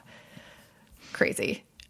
It just that felt really good to just look at. It's like you didn't need to put all that work into making it perfectly symmetrical. You could have kind of gotten the idea across, but they put in all the little details to make it really We'll get back to Freud, but so much, even the young and grown timeline, there's so much doubling in this show. And this is just another example of that.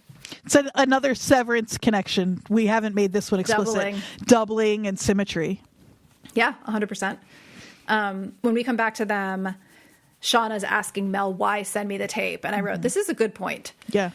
Because I don't buy Mel's explanation, or I don't know if I don't buy it, but it doesn't make a ton of sense if it's just the fact that, like, she says, it was haunting me. It was in a safety deposit box. It was leverage.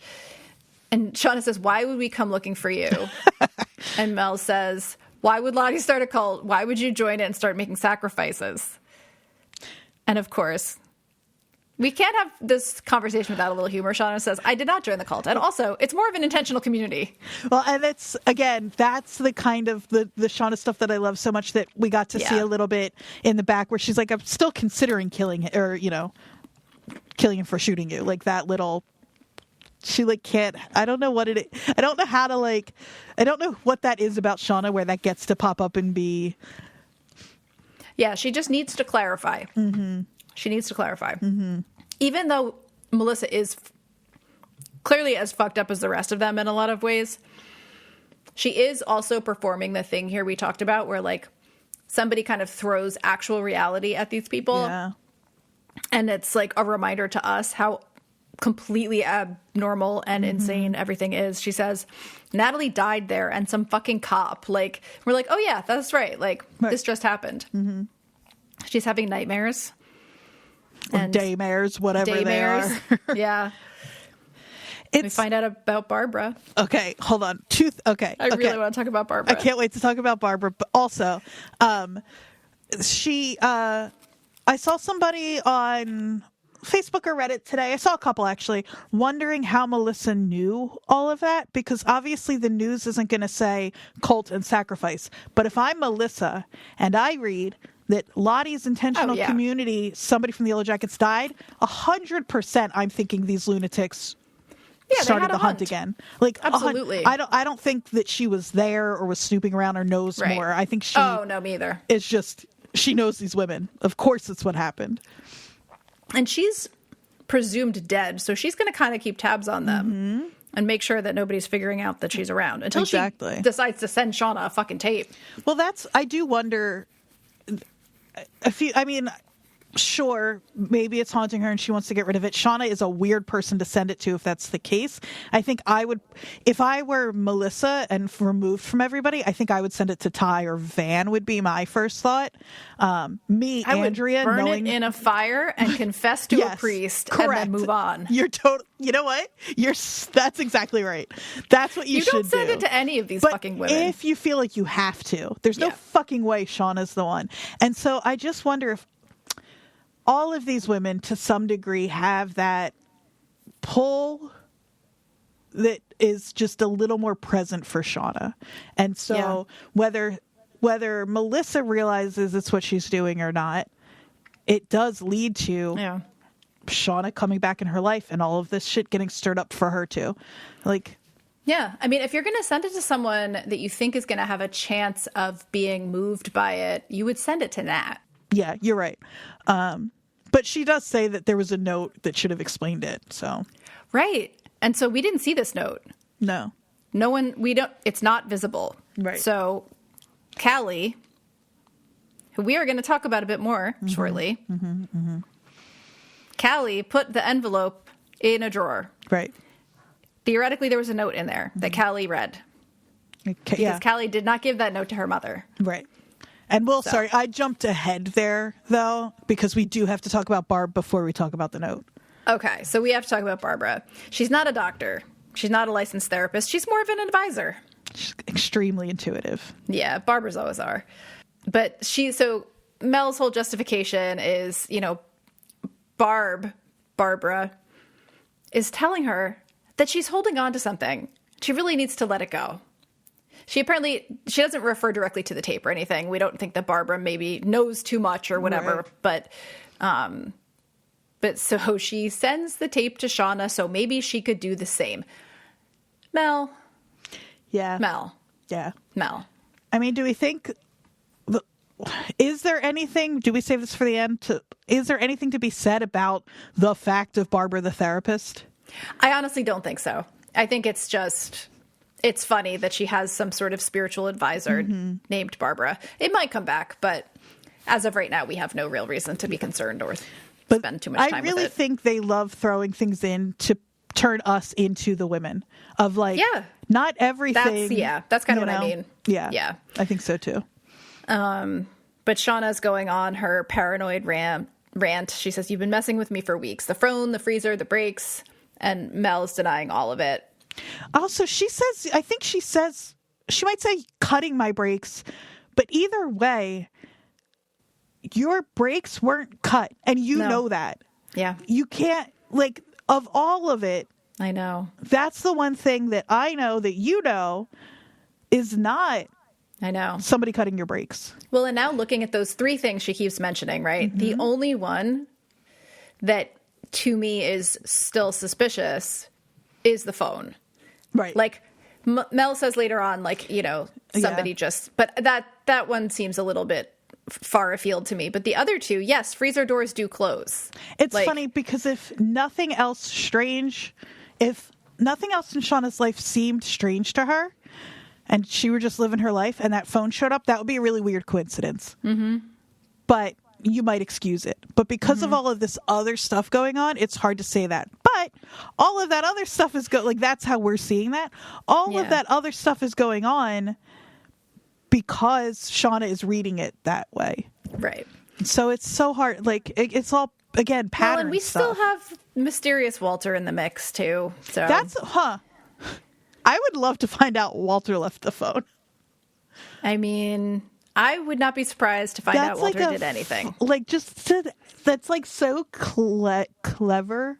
The like using the song specifically, it's so cute that like that feels like the kind, like it's more of a game than anything else. Right. We don't know how much Walter knows detail wise about that stuff, but I wouldn't be surprised if he knew a lot. Okay, so we'll put a pin in Walter, like the moth. This is the speech. Shauna says, the only way to ever be safe is to be the only one left. That's why you killed Lottie, isn't it? That's why you came after me. And she's like, Lottie's dead too? Yeah, we're kind of jumping back and forth between the hospital and Mel's house and the Jelly Hitcher for the rest of this. So we're back in the hospital. This is the one. Funny, but my God. No, I'm sorry. The way that, like, Jersey Tomato Tawny Cypress reads this line. So we see 2 ties in the mirror. They're not even just looking at each other anymore. They're like engaging. Yeah, it's not a mirror, right? Isn't it through a door or is it a mirror? Oh, yes. I'm sorry. I wrote mirror because we see actually her and mirrored. Misty. Well, but we see her and Misty in like a hallway mirror first. Right, yeah. Which I thought was interesting. It's like a surveillance kind of vibe. And they're talking about the person that, Ty has maybe selected. She says, does he have a lot of time left? Misty says he has end-stage heart failure. The man is dying. And Ty says, he's dying anyway. And Misty says, he's dying anyway? Good God, these women. Yeah. She says, I can't lose Van. This is the scene we saw where she pulls out the pillow. But we see her in the trailer looking like she's actually going to do it. And here, it's like she's like putting her foot in a cold pool or something. She's like, I can do it. Up to my knees. It's cold. And that's Ty and Ty fighting against it, right? Like it felt to me like it was our Ty or whatever, like good Ty, trying to get other Ty to take over. But it could be the opposite. It could be just a fight between them. Like, because this is other Ty doing this, but they're all the same Ty is the thing. Exactly. So there is no, exactly. It does, as soon as you said that, I thought immediately of young Ty in the woods with Van trying to jumpstart other Ty. Yes, yeah, exactly. I think that's why I thought that. But she's hesitating, doesn't seem like she can do it, and she screams fuck. And she scares him to death. If anybody, I just think maybe one superpower that all women from Jersey have that we don't know about is that if we need to, we can yell a man to death. Yeah, maybe. I've never had we don't see him actually die. We see his stats start to freak out, but like... Does that count? Does that count? Ty. It's so good. The switch, she's like kind of hysterical when it happens. She's like, oh my God, I didn't. Does that count? She's like, well, hold on. Because if it counts, then great. Like, yeah, exactly. If that counts, that's an easier way to do it than smothering someone with a pillow. Just scream at someone. I haven't said it yet this week, but Yellowjackets is a comedy. Someone posted that exact sentence on Reddit the other day, and I wanted to ask if they listened to this podcast. Because we say it so often. That's so funny. Misty says we have to get out of here because all the alarms are going off. Ty says, I'm not leaving without Van. Misty says, I know. And then the music starts as they run. Mm-hmm. We are young. We are free. They're running out of the hospital. Well, maybe not out, but. So then back at Mel's house, they're still facing off across the table. Melissa's denying that she did any of this stuff. Shauna says, I don't believe you. And we get my life is normal. It's boring. Mm-hmm. Shauna, you really can put the past behind you speech from Mel. And Shauna's like, excuse me. Like, let's not go too far. This is not normal. Yeah. You don't have a normal life. And she says, you don't get to have a normal life. I know. There it is. Shauna's, it's always been anyone to be happy. And it's like a justice or like fair, like fucked up kind of justice or fairness thing in her head. She's like, I don't have a happy life, normal life. You don't get to have one either. Right before that, though, it's so funny. I'm not fucking stupid. No, you're not. And I'm not insane. And Pause. Pause. And the way her second I'm not insane made me feel for her a little bit. I know. You know. She still has some human moments in between being an absolute raging psychopath. Mm-hmm. But Callie calls. Yeah. I think I assumed it was her before too, but this is the second time her phone rings.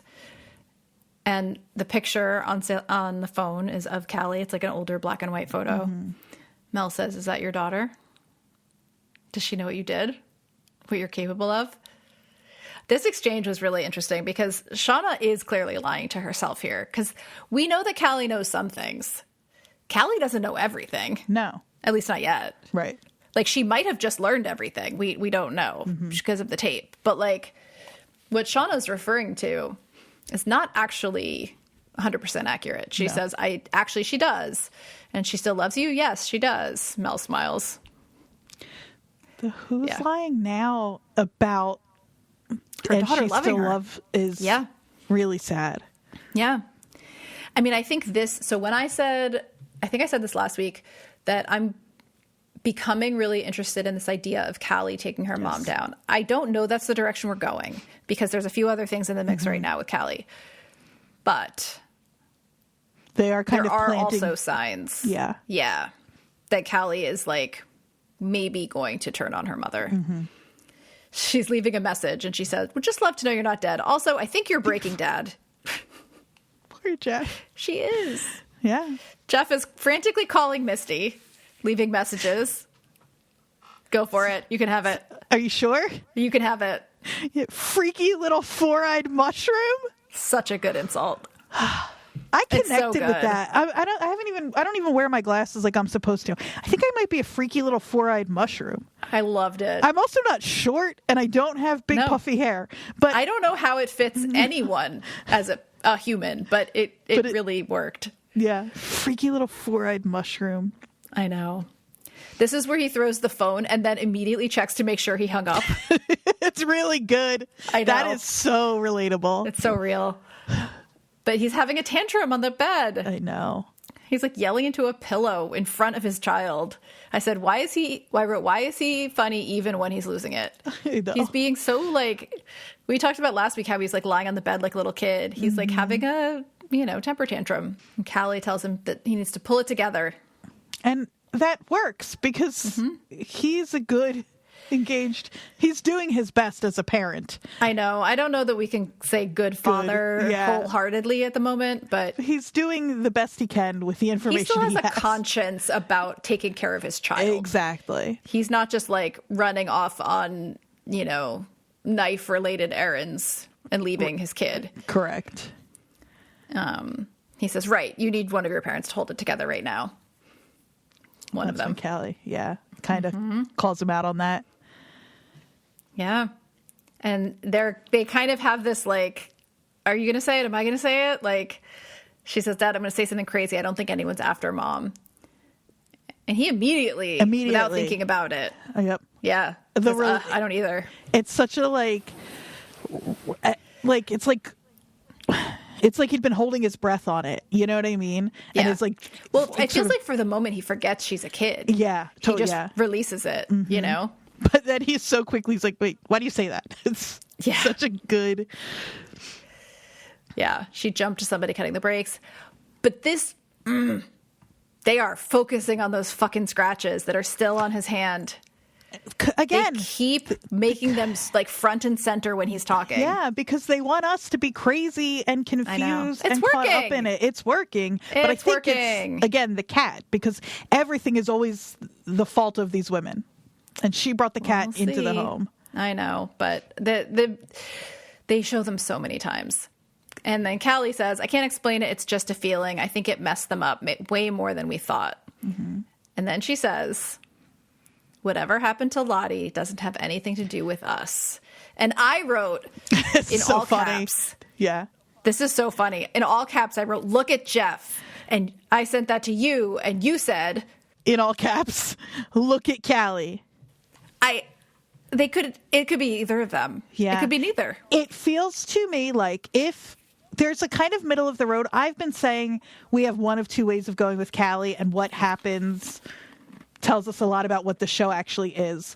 But there is something of maybe, again, as always, any theory I put forward is on the same playing field as any other theory, so this isn't the only option. But there is one that is sort of satisfying to me, which is Callie was there when Lottie died, but she didn't kill Lottie. Or she didn't do it on purpose. They had a struggle, and Lottie fell, whatever. Lottie tried to get her. Or Lottie tried to get her to huff the gas, and Callie was smart enough to be like, no, like, whatever. But she was there and feels and knows that, like, it would look really bad for her if anybody found out. Yeah. And then also doesn't want to go down the same road as her mom, feels that, and is like, well, one way to do it, I have my mom's kind of weird, conniving, calculating stuff that I learned from watching you, is to learned it by watching you. Yeah, it's to turn it around and, like, maybe pin it on Shauna. Pin it, maybe. or whatever, but, like, to put some distance between her and Jeff, get them out, you know what I mean, and just let it be Shauna's thing. I think there's something interesting there too. Of, like, I do too, but it feels a little more convoluted than Callie has proven capable of thus far. Like, that's true. You know, when she tries to, like, pull off her lie about how, like, you know, what's his face mustache, like, took her virginity or whatever. Mm-hmm. Like, she's trying to aim for this kind of conniving, like, manipulative thing, and she kind of never really fully hits it. That's true. So I don't know, but I also Jeff looked so guilty here, and that could be that he's guilty of something, or it could just be that he feels like a terrible father. Like, either or. Yeah, I think any option. I think we could also find out that he was there, and those scratches are from, because the other thing is they are very similar in pattern to the it's three it's on the three wall scratches there. Exactly. Yeah. It's definitely intentional. Whether it's like a red herring or not. Yeah. Yeah. Back in the hospital, this is where Ty is arguing with herself through a window and a door. Mm-hmm. Like, she locks herself out. She says, please, I need to see her. Let me in. And other Ty says, you won't do what needs to be done. You never did believe.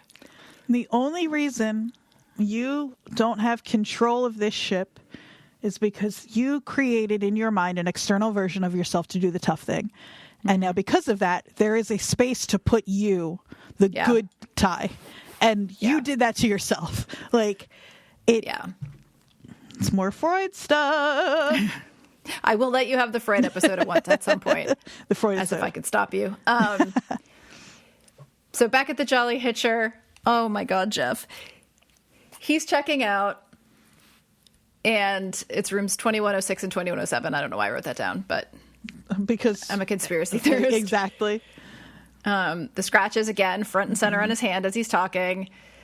He does this little thing where he's talking about how he's like making conversation and he's like, oh, you know, don't even, you know, do this in person anymore. It's all in the cloud. And he's like, doop doop boop doop. That's what he thinks computers are. I love his version of the cloud. Doop doop. So he's not made for this world with these women in it. It's just not. Not at all. He should just be designing furniture for the new Jolly Hitcher. I almost said Molly Pitcher. The new Jolly Hitcher chain. Don't you think it would be all over his face all the time if he killed Lottie or was there when she died? I know. That's the biggest reason for me, is that he's not. Totally. The guilt I saw on his face in that last scene, though, is the first time I really felt like, oh, I see something that could be that type of guilt. But I know I feel like it would be so obvious. This is where we get the gas station attendant line. She prints his receipt out and he says, I could pump my own gas, but there's something about ... But it's so interesting because, like, he's finally taken charge of his life for the moment. He's taking his daughter. They're going home. He sees the Joels, and he's like, one more shot. I'm going to throw my fucking wife under the bus. Honestly, Jeff, good for you. Yeah. My wife hasn't been clinically diagnosed as being a fucking crazy person, but for all intents and purposes, this discussion we're having right now, she is. She's the reason most people don't like anything. She's miserable. That line, I'm not her. I'm the reason most people like anything. I'm affable. He is affable. He's right about that. He even does like a little like like at the end of it. Yeah. He's like, but he seals it with, don't give up on me, guys. Haven't you ever fallen in love with an unhinged woman? Or is every woman you've ever been with fucking boring? It's so funny. I was just thinking about this as I was saying, I think, like, wouldn't it be all over Jeff's face, whatever, blah, blah, blah. But there is a little edge to him there, just in that last little line where I'm like, oh, okay, he's got a little Jeff? Something. Oh my God, there's a little other Jeff. Is the other Jeff? Oh man, he's confident Jeff. I love other Jeff. Throwing his wife under the bus. Yeah, I mean, it's so. The reason people don't like anything is so like, whoa. It's not. She's the reason people don't like me or don't like her or don't like, but anything. He goes so anything. hard. Anything at all. Listen, he's got to do what he's got to do. Callie looks so proud. She loves it. She's so proud of him. Mm-hmm. I mean, I love confident Jeff. You know, like chicken nugget department. I miss that Jeff. Yeah. He's selling 6 pieces like it's his job. Mm-hmm. He does. No, fuck FurnitureFam.com. They're not going to do as good of a job as him. That's right. I really don't want to talk about this last scene, and I don't know how to because I couldn't watch most of it. Well, not most of it, but I couldn't watch the end of it. So I'll talk about the beginning part, and then you can tell me the rest, and I will not listen, probably. Perfect. If people haven't been listening to us for that long, you may be surprised to hear that one of the two people that covers Yellowjackets, and the person that recommended it to the other person, really doesn't like gore. And is funny. Recapping for multiple hours per week a show about cannibalism. Mm-hmm. But I have very specific things I can't handle and things that I can that you would not expect. This is one of the things I cannot handle. This is so specific, Jodie. How did you know this was something you couldn't handle? It's a more general blanket things having to do with, I can't even say it. Like, inside of the body, like... Oh, the meat of it all? Cut. No. So we're at Mel's house. This is journalistic integrity, Jodie. I'm doing my best. I watched the show twice.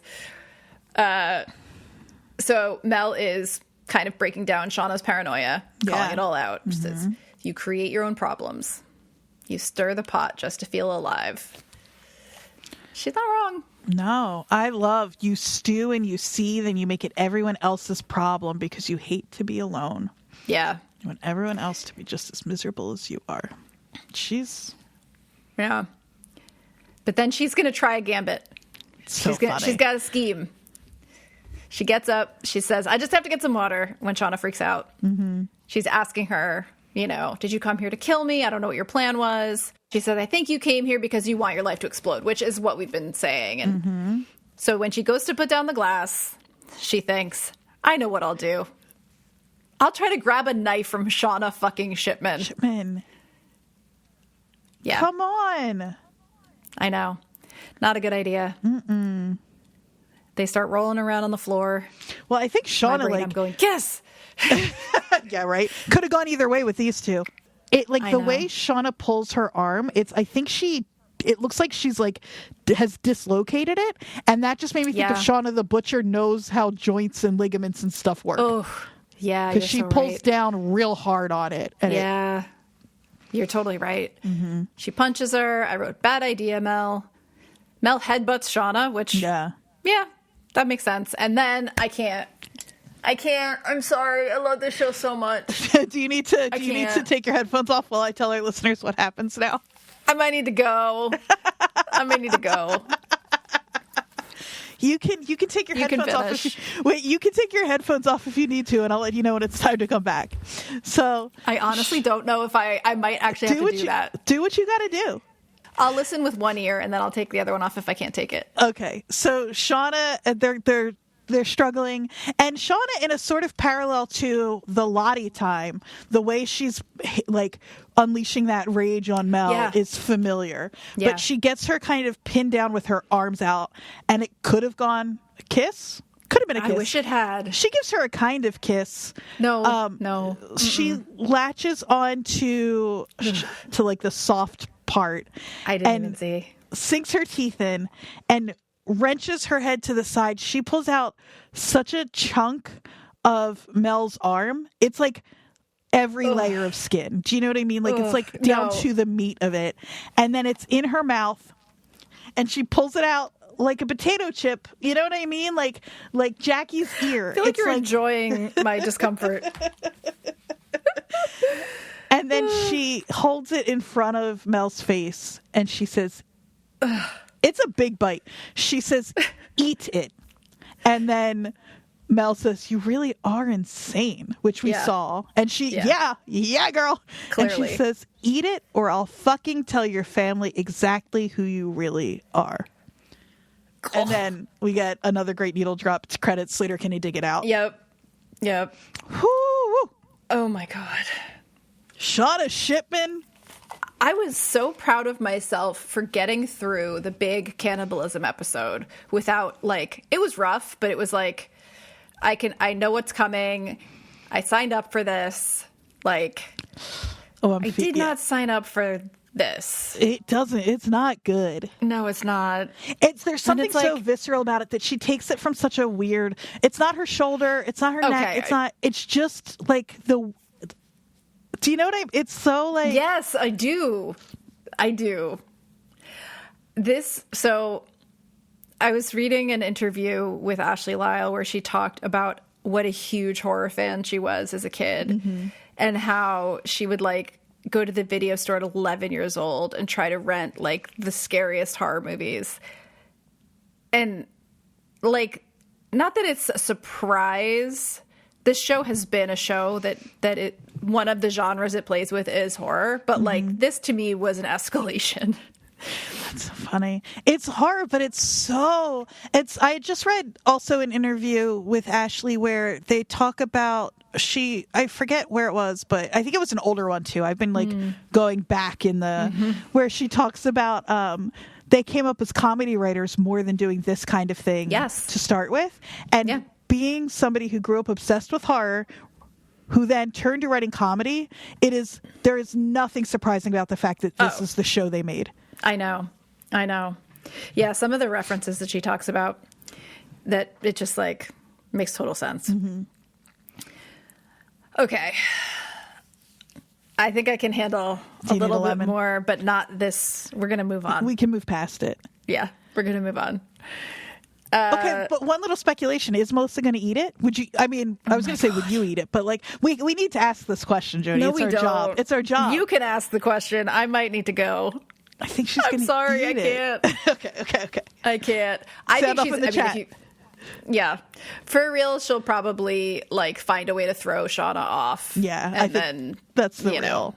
Yeah, I would have been taking self-defense classes all the time just in case. I'd be ready. She looks incredibly fit. Well, she has great karate skills. So that's really what she's going to do. She's just got to tap into her cool karate skills, and then she'll be fine. Yeah, her Karate Kid chops. Okay, so sort of a quick theory corner before we call it this evening. Couple quick questions, actually, for me. What if anything, is Jeff Winger / Joel McHale / Kodiak, whatever the fuck, hiding? Is he just a legit random guide that they happen to have run into, or is he somehow connected to everything else? Why does Jeff have scratches on his hand? And how much does Callie know?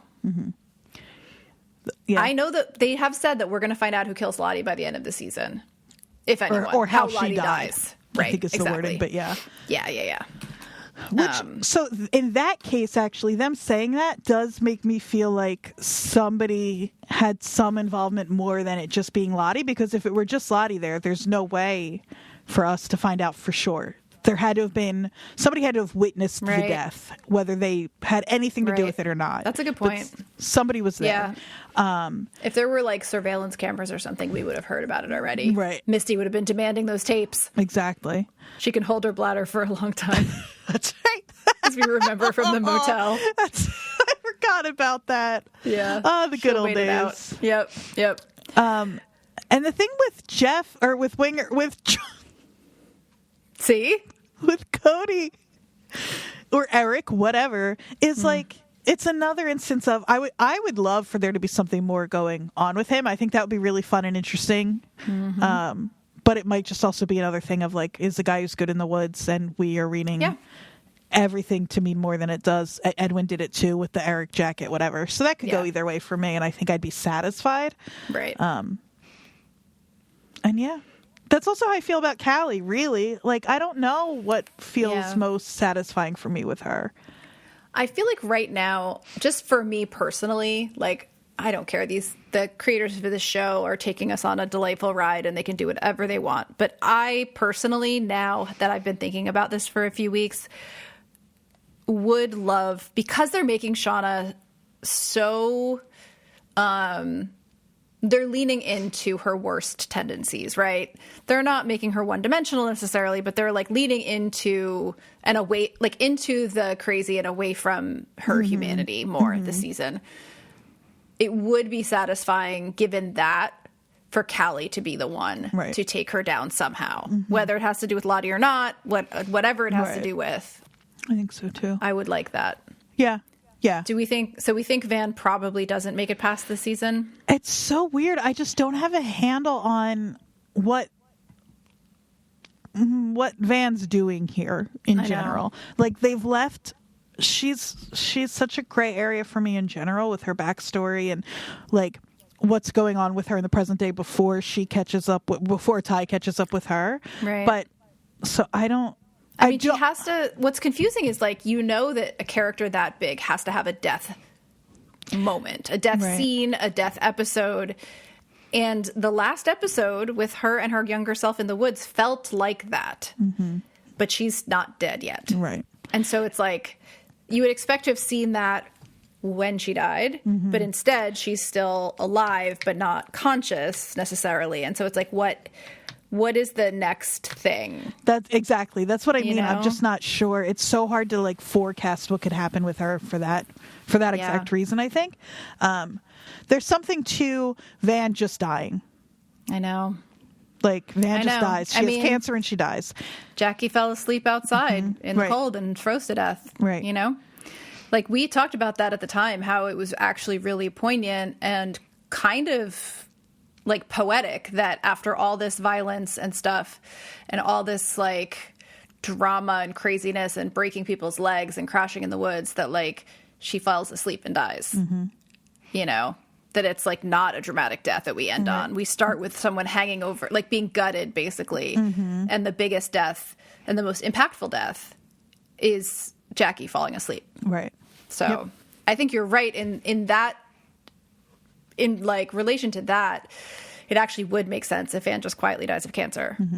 It's so funny how it just depends on what degree, like what little rotation you pick the snow globe up for. You know what I mean? To look at. So I think exactly. I don't have a strong feeling yet for Van. I will be sad to see Lauren Ambrose go for sure if she does. I love her so much. She's so great. much. Yeah. My love for her is a long-standing part of my pop culture life. Yeah. So I know it'll be hard for you if we have to say goodbye. She's been, I feel she hasn't really gotten enough to do as an adult either. Maybe she'll come back next season and haunt Ty. I would love that. That would be really fun. You know? Like, nobody's ever fully dead on this show. That's true.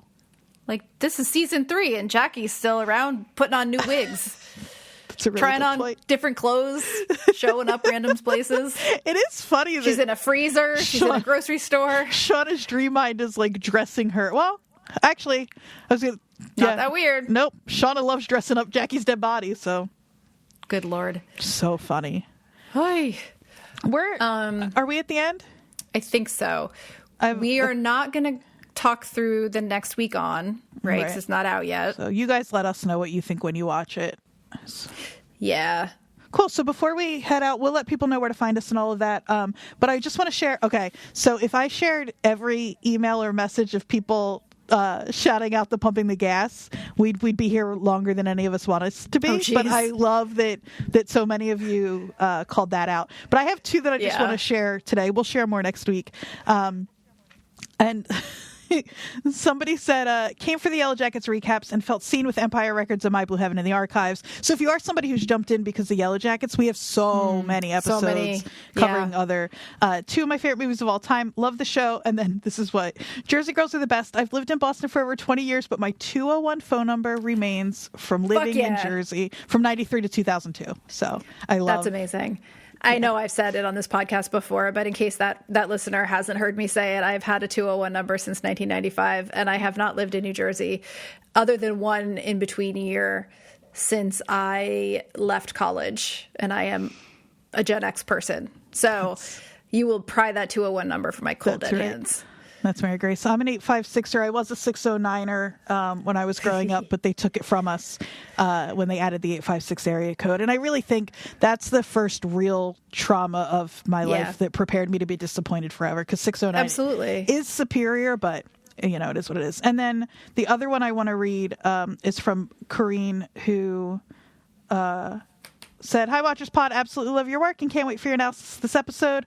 I am so sure that," and I got to pump the gas too, totally popped out from you being in New Jersey. Then, kind of a similar note, is it just me, or does Bad Ty's Jersey accent get thicker than usual, or get thicker than for usual Ty? We haven't gotten to really talk about it this season as much, but that has been a recurring theme on this show, is tracing when Ty's Jersey accent comes out. For me, I feel like I wish that were the case more. I haven't noticed that myself, but I want that to be true. And I feel want it to be that other Ty sounds like Tony Soprano or Carmela Soprano, and that regular Ty sounds like a lawyer who lives in Jersey City.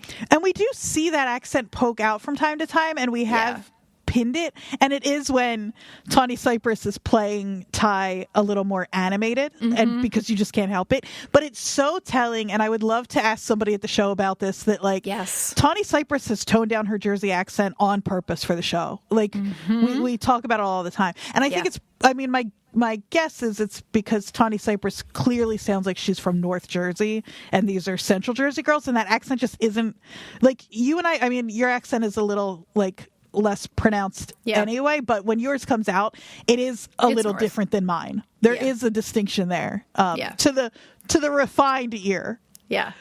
No, the word that always gets me is daughter.